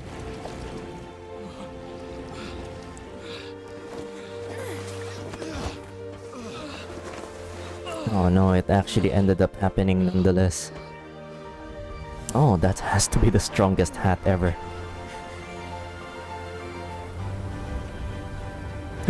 It's the ship. Riceley's ship, come on. Riceley's Ark. Oh, wait, what? Is it Riceley's Ark? Oh, it is. Yeah. Why does it have to fly? There we go. Hands, initiate emergency rescue. Oh god, it's... Ah, the people from the fortress. They're inside the ship.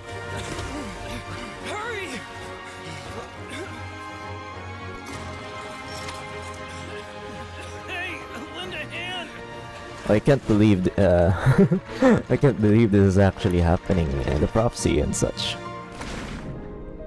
Femine is here to help also, of course.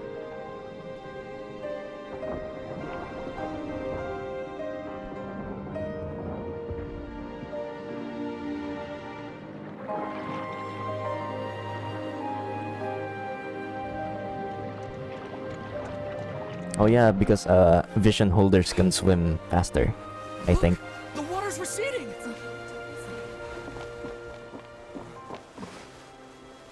I guess everybody was prepared, I guess. A little bit.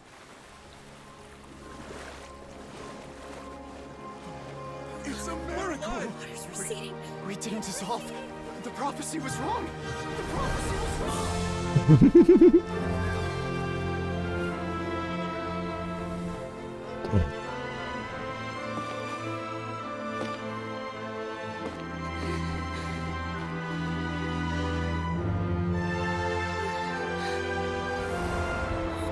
Are you alright? We're saved. The prophecy was wrong.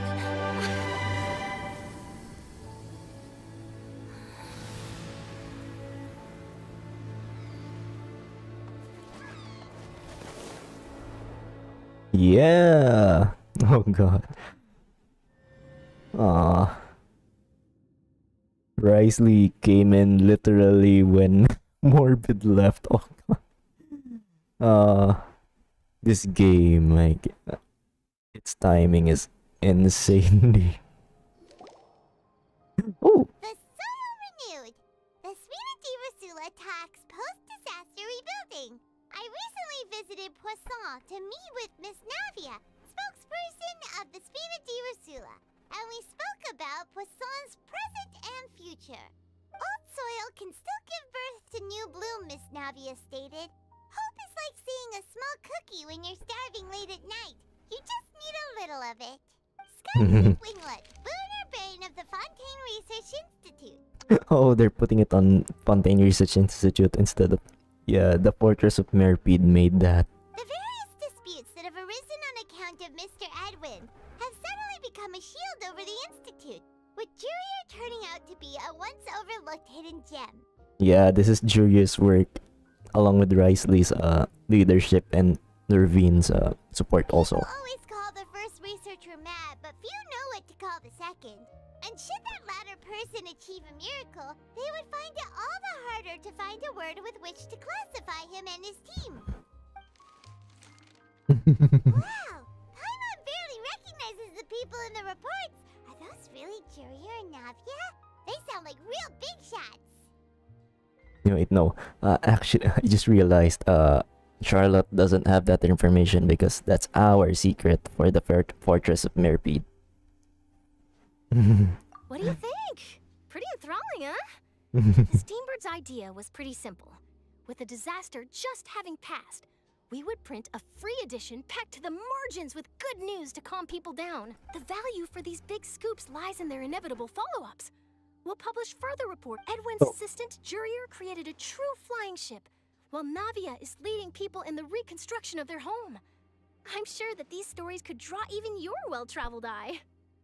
I just realized Jurier basically undermined Antoine Rogers. Antoine Roger made an aircraft, but Jurier made an entire arc, which undermines all of his efforts, I think, by tenfold. Or maybe Antoine Roger was in on it too. Who knows? Who knows? Who knows? And that's exactly why I'd like you to come conduct interviews with me. You're the best incubators of news, if you haven't noticed. Are you sure? Hasn't he turned you down several times already? Oh, this time will be different. Come on, let's head to Croissant first, and then make a trip to the fortress. There are some things you'll only know when you get there. There we go. What did I obtain? What was that? Ah, the chapter ending. Of course. This is for Mondstadt, Liyue, Inazuma, Super, and now Fontaine. Tears Among the Stars. That's what we get for finishing it. Nice. Oh, I didn't know this would be a 4-star quest item. That's cool. Road to Cabran. Oh, I forgot.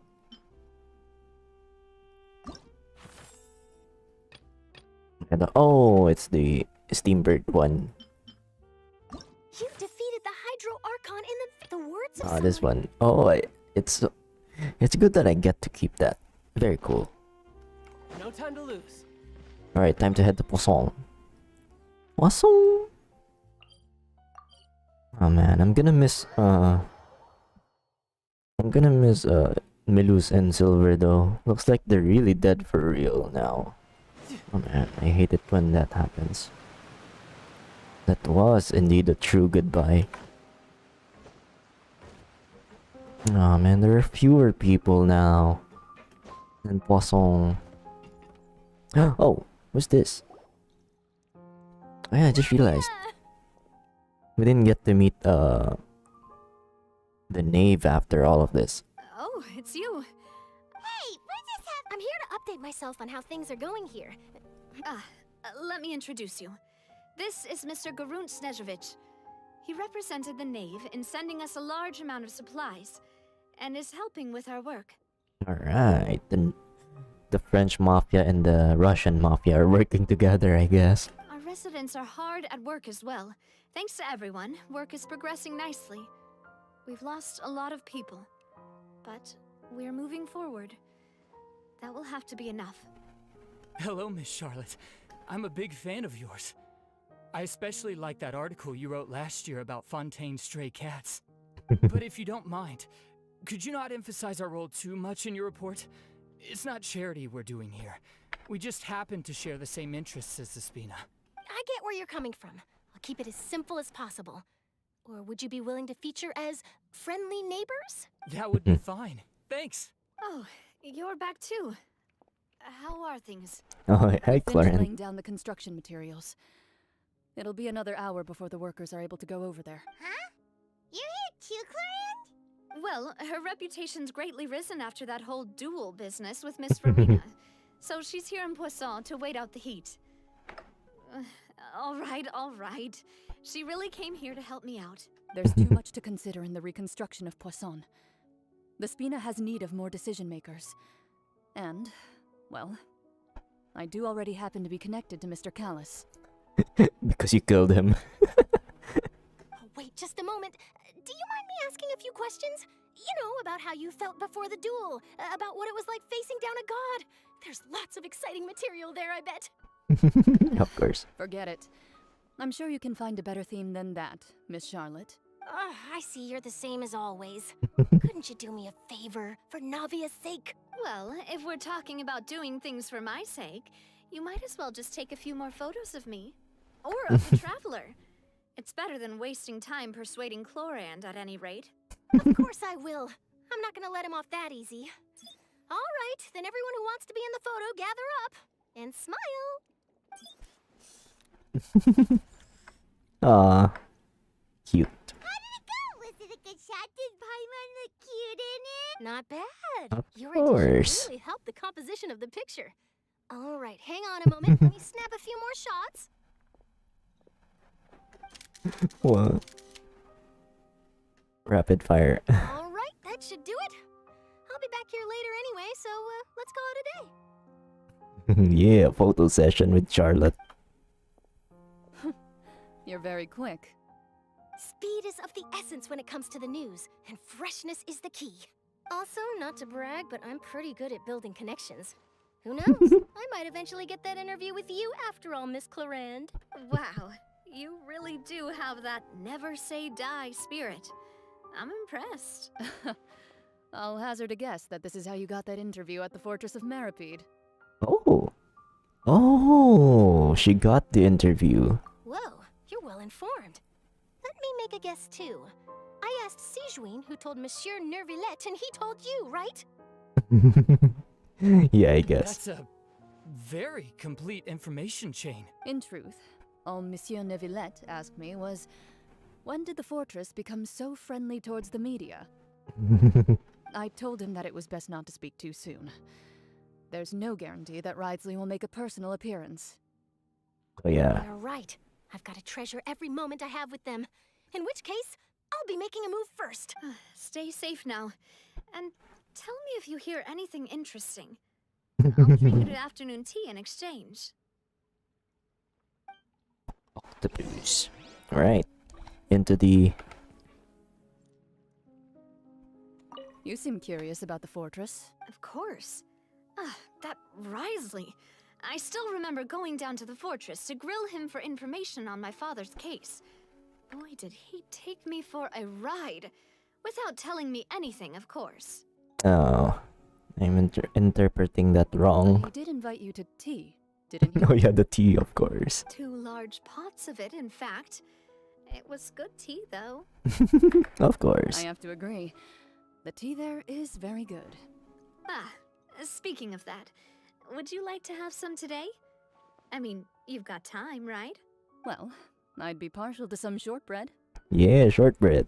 Wow, it's like we've got a menu or something. Sure. Good. What flavor of biscuits would you like, Mr. Snezhevich? Me? I'm fine with anything. But I would prefer chocolate, should you have it. Alright, leave it to me. Yeah, chocolat. I'll go over Le the newly fiche arrived au supplies with you chocolat. later, Mr. Snezhevich. We should be able to finish the preparatory work today. That works great for me. Huh. Is it just me, or did you get a new lipstick? Of course, from Miss Shijuin. I did. It was a gift from Sijuin. Want to give it a try? I think the color would suit you too. Would that imply an indirect kiss or something? Yeah, something. I'll leave you to it. Of course. But he did invite 2 large pots. I have to agree. So they all say the same thing. I'd be... Wow. What flavor of biscuit? Me? Alright. I'll go over the new... That works. I did. Alright, I need to find out what her arc alignment is. That's... Alright. The circular one is... they're both Usia. And then... Wait, what does Furina's vision look like? So that's Usia. And then... Alright, so Numa is the triangle one. So she has the circle ones, that's Usia. The triangle ones are... Oh, she's Usia as well. That's cool. Oh, wait. I need to take a picture of these two. It's basically Ed Sheeran and Taylor Swift.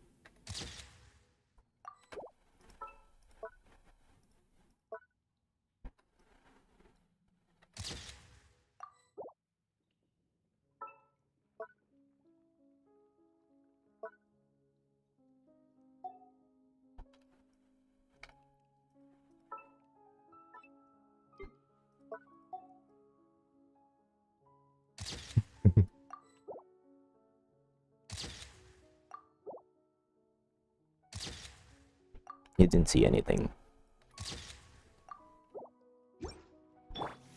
Alright, Electromomus.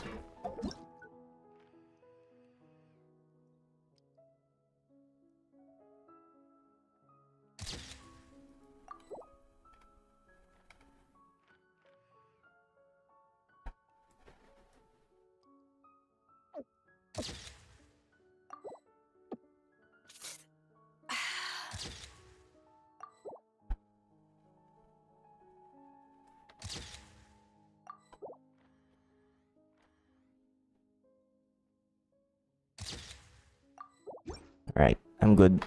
Alright, let's go. And finish this quest once and for all. Can I fight the narwhal?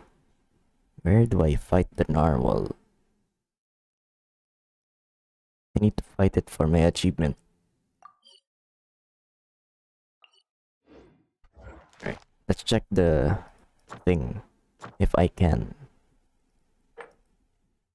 Oh, not yet.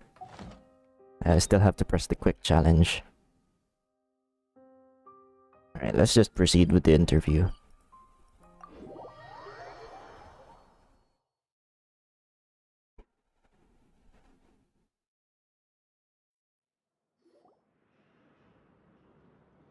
Yeah. Wow, guess we're here again, huh? Real nostalgic. Looks like you've been missing us. Yay, Risley. Did you come all the way to the entrance to greet us? Of course. I'm here to welcome you and our dear Miss Charlotte, whom our good head nurse recommended to me. It's an honor to finally meet the much-rumored Duke. Thank you for consenting to my visit to the fortress, sir. No need to thank me. But that said, I shouldn't be the focus of your interview. I trust you recall our agreement? Of course. All right then, this way. So, her interview should be focused on the fortress instead of Raisty himself, right? Oh, Juria. I forgot Juria. Ship. No need to be so nervous. I've already taken all the photos we need. Ship. Juria and Lurvine. Miss Charlotte, do these pictures really need to be published on the cover of the Steambird? It would seem that Miss Lorvine doesn't want her face to appear beside that of Mr. Jurier. Sir, please don't say things like that. But it looks like dear Mr. Jurier denies it. Might this interview be very important to you then? No, I just... This is my first time being interviewed, and I'm very thankful to the Steambird for... Now, I might not look it, but I actually did meet Mr. Edwin once.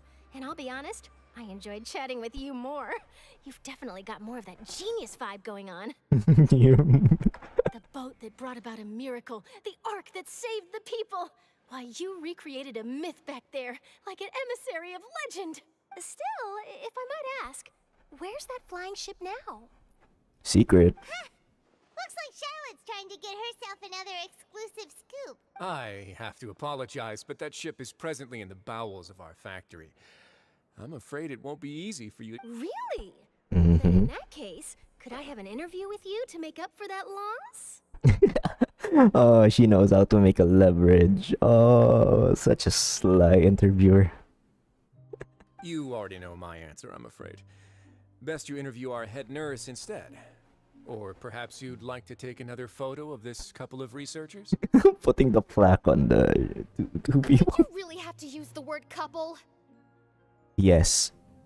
Well, then, 2 solo photos will do.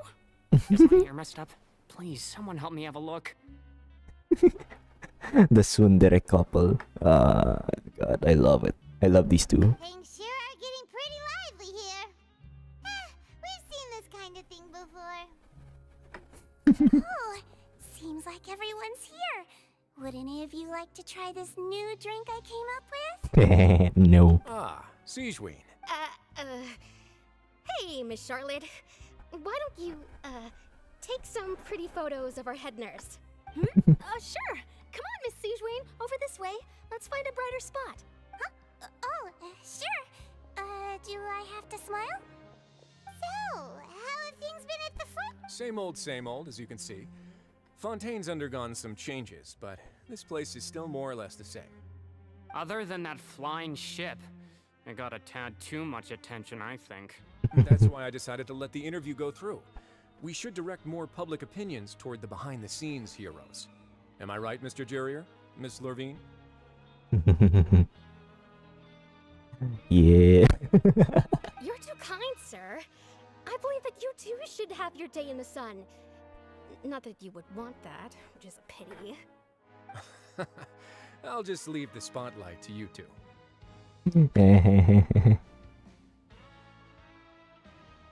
I see. Lots of things happened that day, huh? Anyway, regarding that Harbinger, I'm not sure you remember, but his 3 young followers are still waiting for his return. Also, he's in the void. I just remembered. We still haven't. The last time we talked to Child was still on Act 1. That's our very last conversation with him when he gave us his vision. He sure did win them over, huh? I'll tell them that there's good news and bad news. The good being that their boss seems fine, and the bad being that they must face extended sentences for abetting his escape. Oh. Oh, actually, what about you? What change can there be? The fortress will keep chugging along, and so will my duties. As to what Miss Furina's departure will mean for the nation, and if our laws and governance will be transformed, we'll leave those to the folks in the overworld. Hey everyone, the photo shoot's done. Time for the interview. Good. Right? In that case, let's call it a day here. Thanks for your cooperation. Come on, Traveler, let's go. Till next time, everyone. There'll be a next time? Yeah. Who knows? I might write a story about the underwater factory next time. Until then. Let's go. Last stop, the docks. Oh, the Maritime Harbor. Oh, Bran, can I take my welfare meal?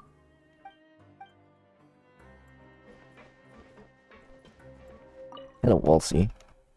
Oh, I forgot I still haven't had a single... Oh wait, we do have 60 of them. But yeah. I haven't been in the fortress for a while, so I take a... Oh, these two are here. Thigh High Boots Club.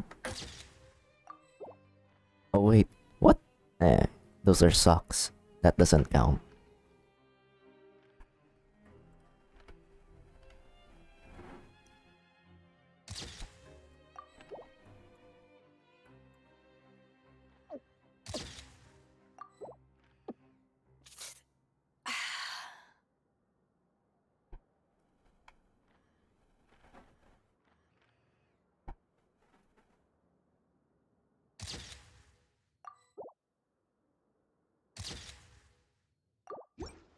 If you ever want to trade tactics, I'm always ready.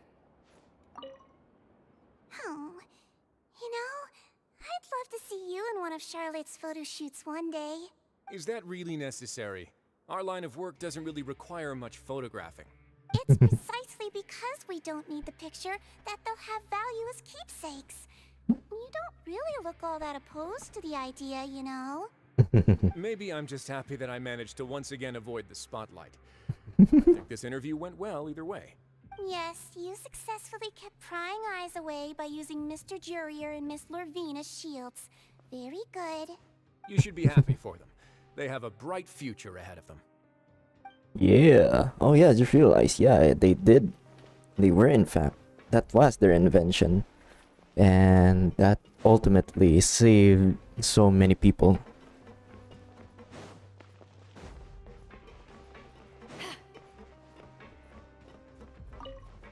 I forgot there are artifacts down here.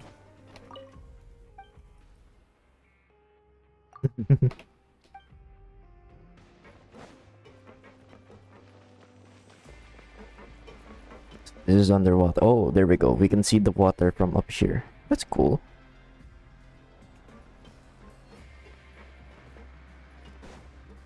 Okay, let's see. To the... What did she say to the... Oh, this is where we...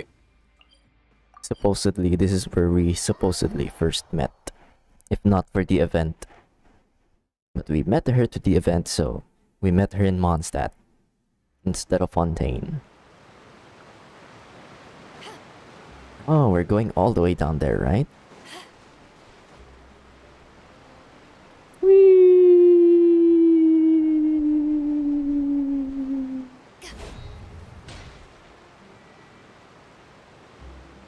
Oh, they're all here.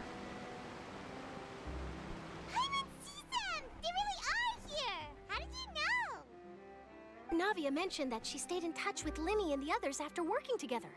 Apparently, they've been at the docks distributing these strange pockets the whole time since.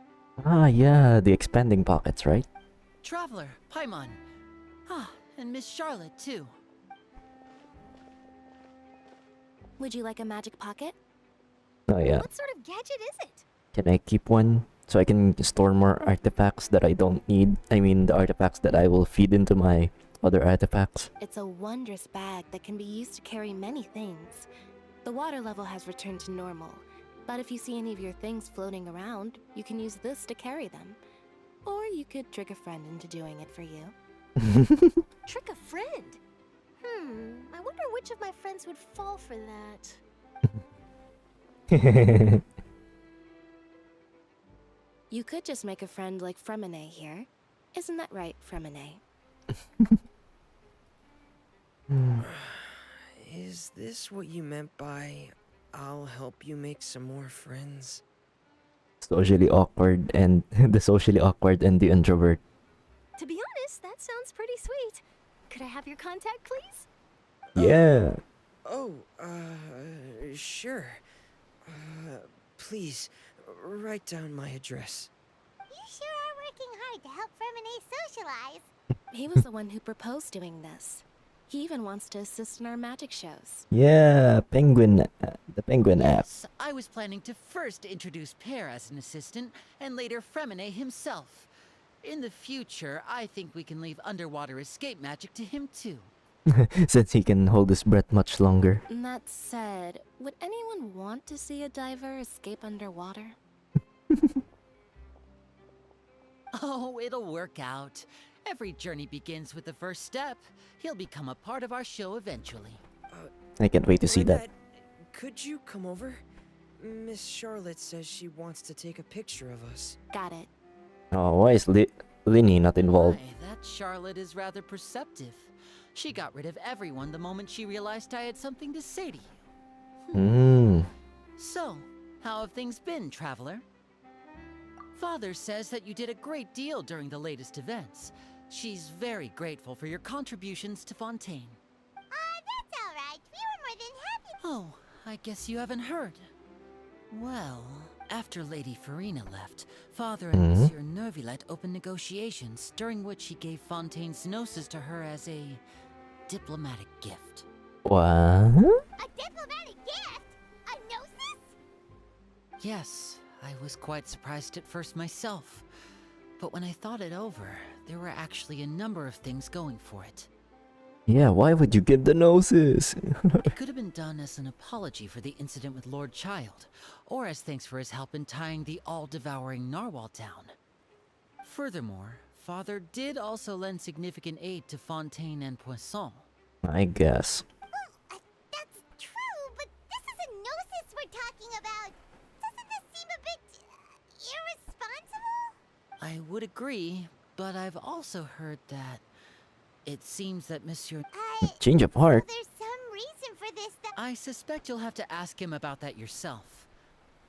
Yes, speaking of which, I did see him strolling around the entrance to the Fortress of Meripede a while back. Isn't he real busy and stuff? But back to the topic. The gnosis... They say that he's returned to Snezhnaya to recover from his wounds. I hear that the recent disaster really did a number on his health.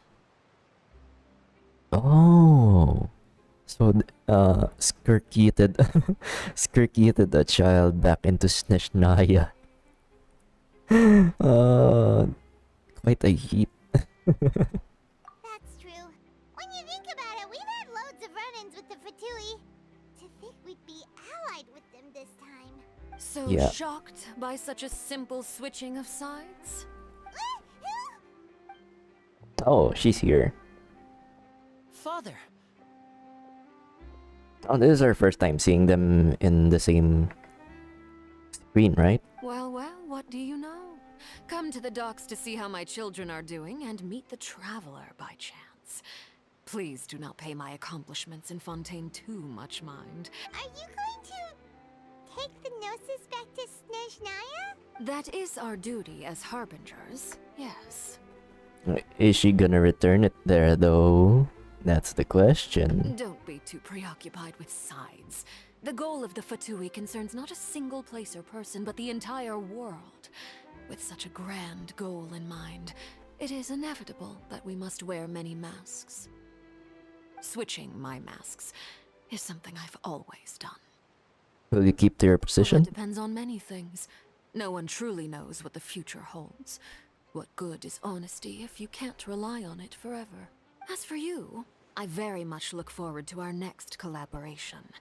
Good things cannot be achieved alone, and you've proved yourselves to be great partners.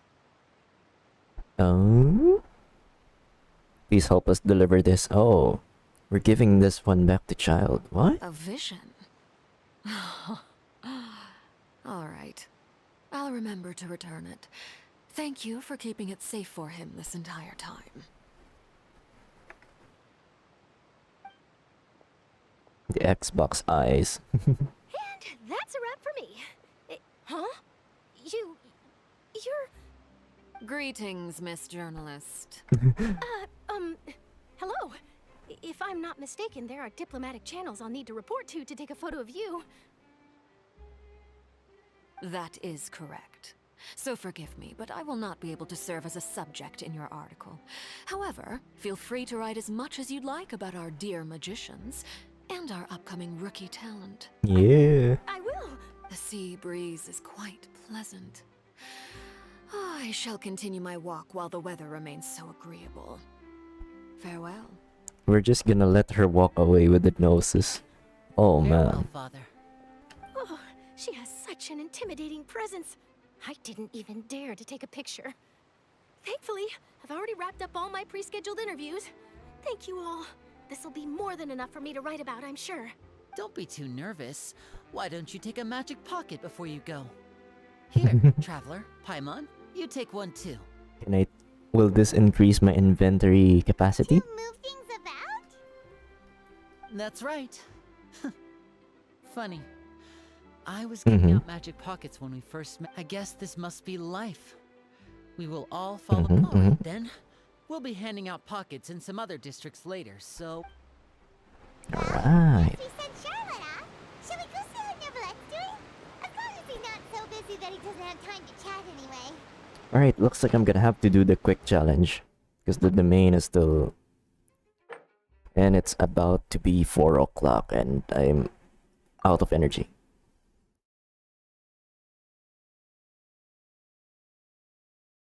Alright. Oh, we can... Okay. Since we've already met him anyways, we can just do it.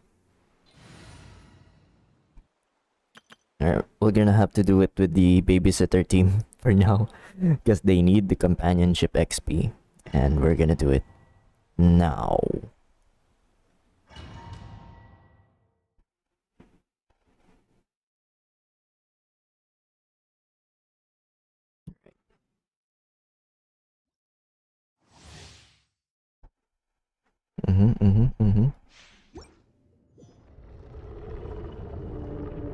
Oh god, that's scary.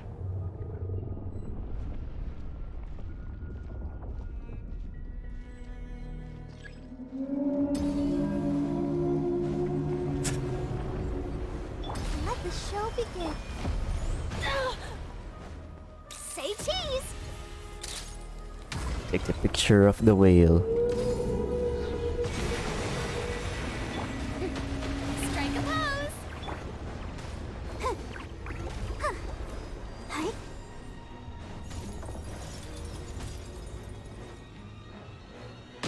Yeah. Come on, we can do it. Where's it going?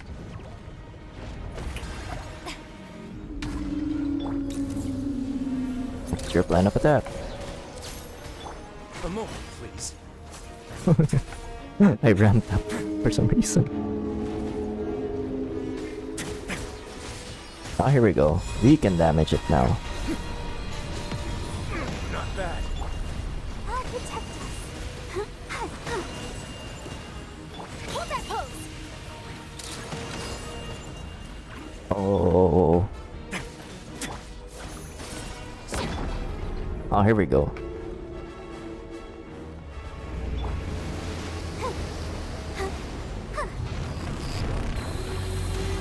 Here we go. Let the world collide.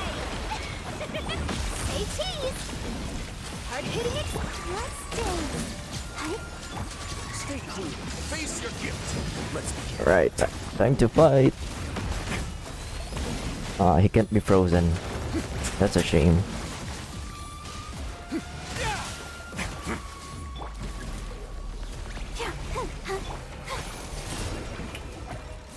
Smile. Oh, that's gotta hurt. Let the show begin. Oh, Oh, please don't kill Barbara. She's the only hero I have. to the steam bird. Ah, Barbara C6 to the rescue. Strike a pose.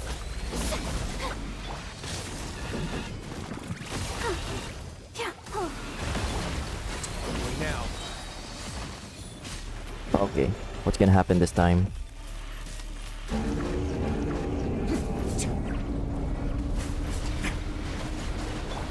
I guess this is the part where we bring out all of our attacks.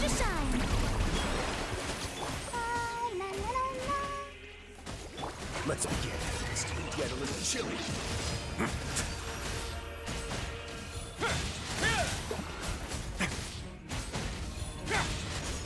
Oh, it's getting up. It's getting up. We have to do it all over again. Is that what's gonna happen if we don't kill it fast enough? Let the show begin. Huh.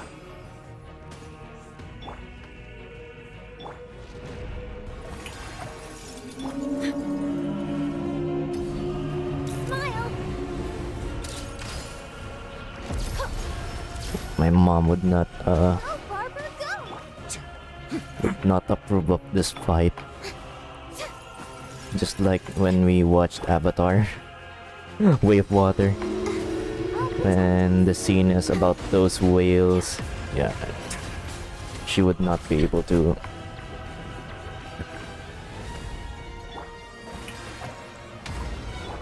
Tolerate it.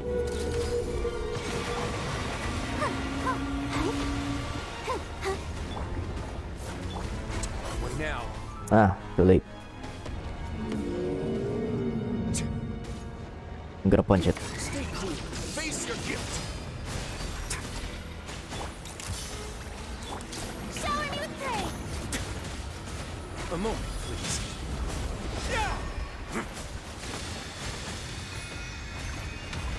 It's just gonna keep moving slowly. Too late. Let the show begin. Huh. Smile.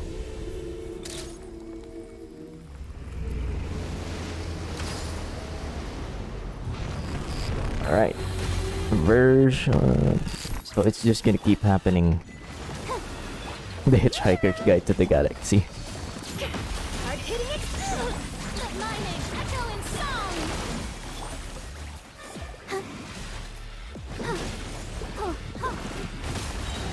Come on, we can do it.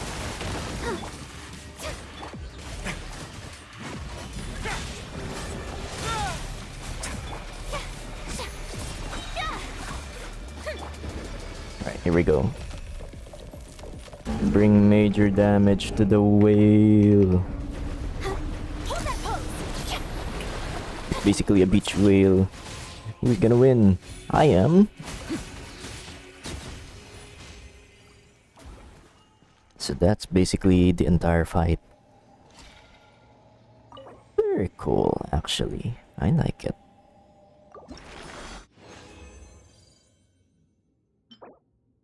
Ah, we even got the right materials for Furina.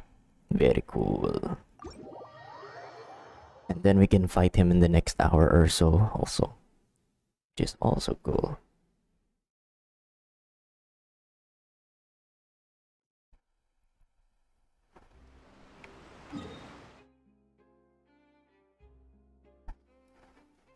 Alright, we're gonna deal with that later.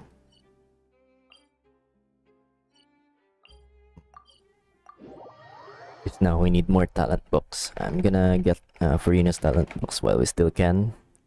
Because if I don't do it now, I won't be able to do it until Tuesday. Condense resin. And we'll do 2 runs of the talent. And then we'll be off.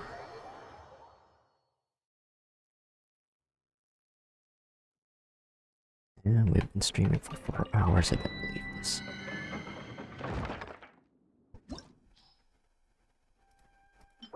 We're not doing order, we're doing justice.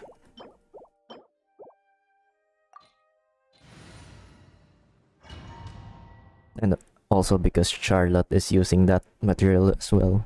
That's why we need these. A lot of these.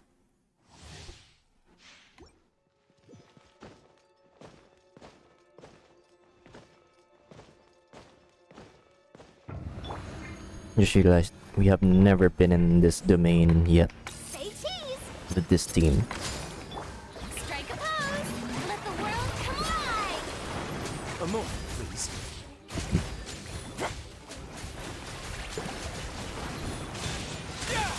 Have a safe trip.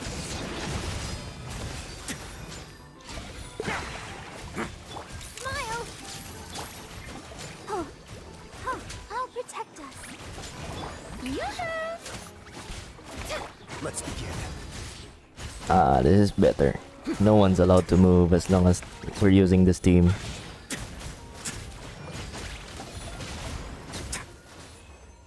Yeah. Now everybody's gonna do.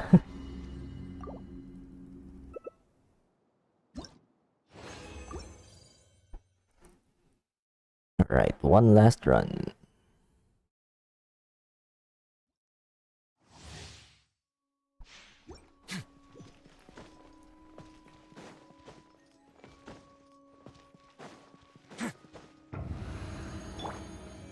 Let's dance. Strike a pose.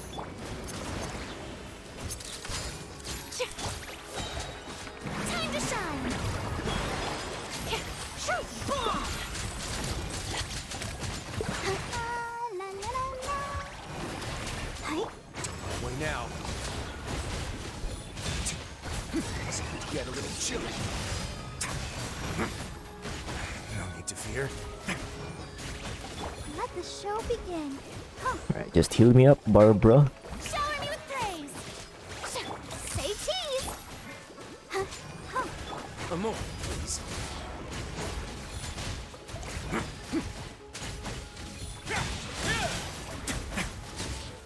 Yeah.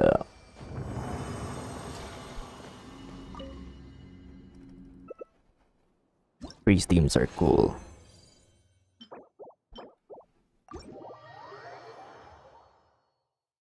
Alright, I'll continue the Archon Quest on another date. What's important is that I finally got to fight the whale.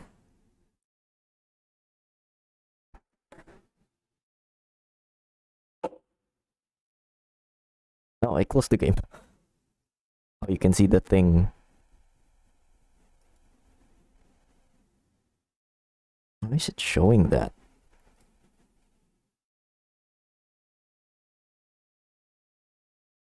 Oh, I'm still wearing the hat on this panel. Very cool, right?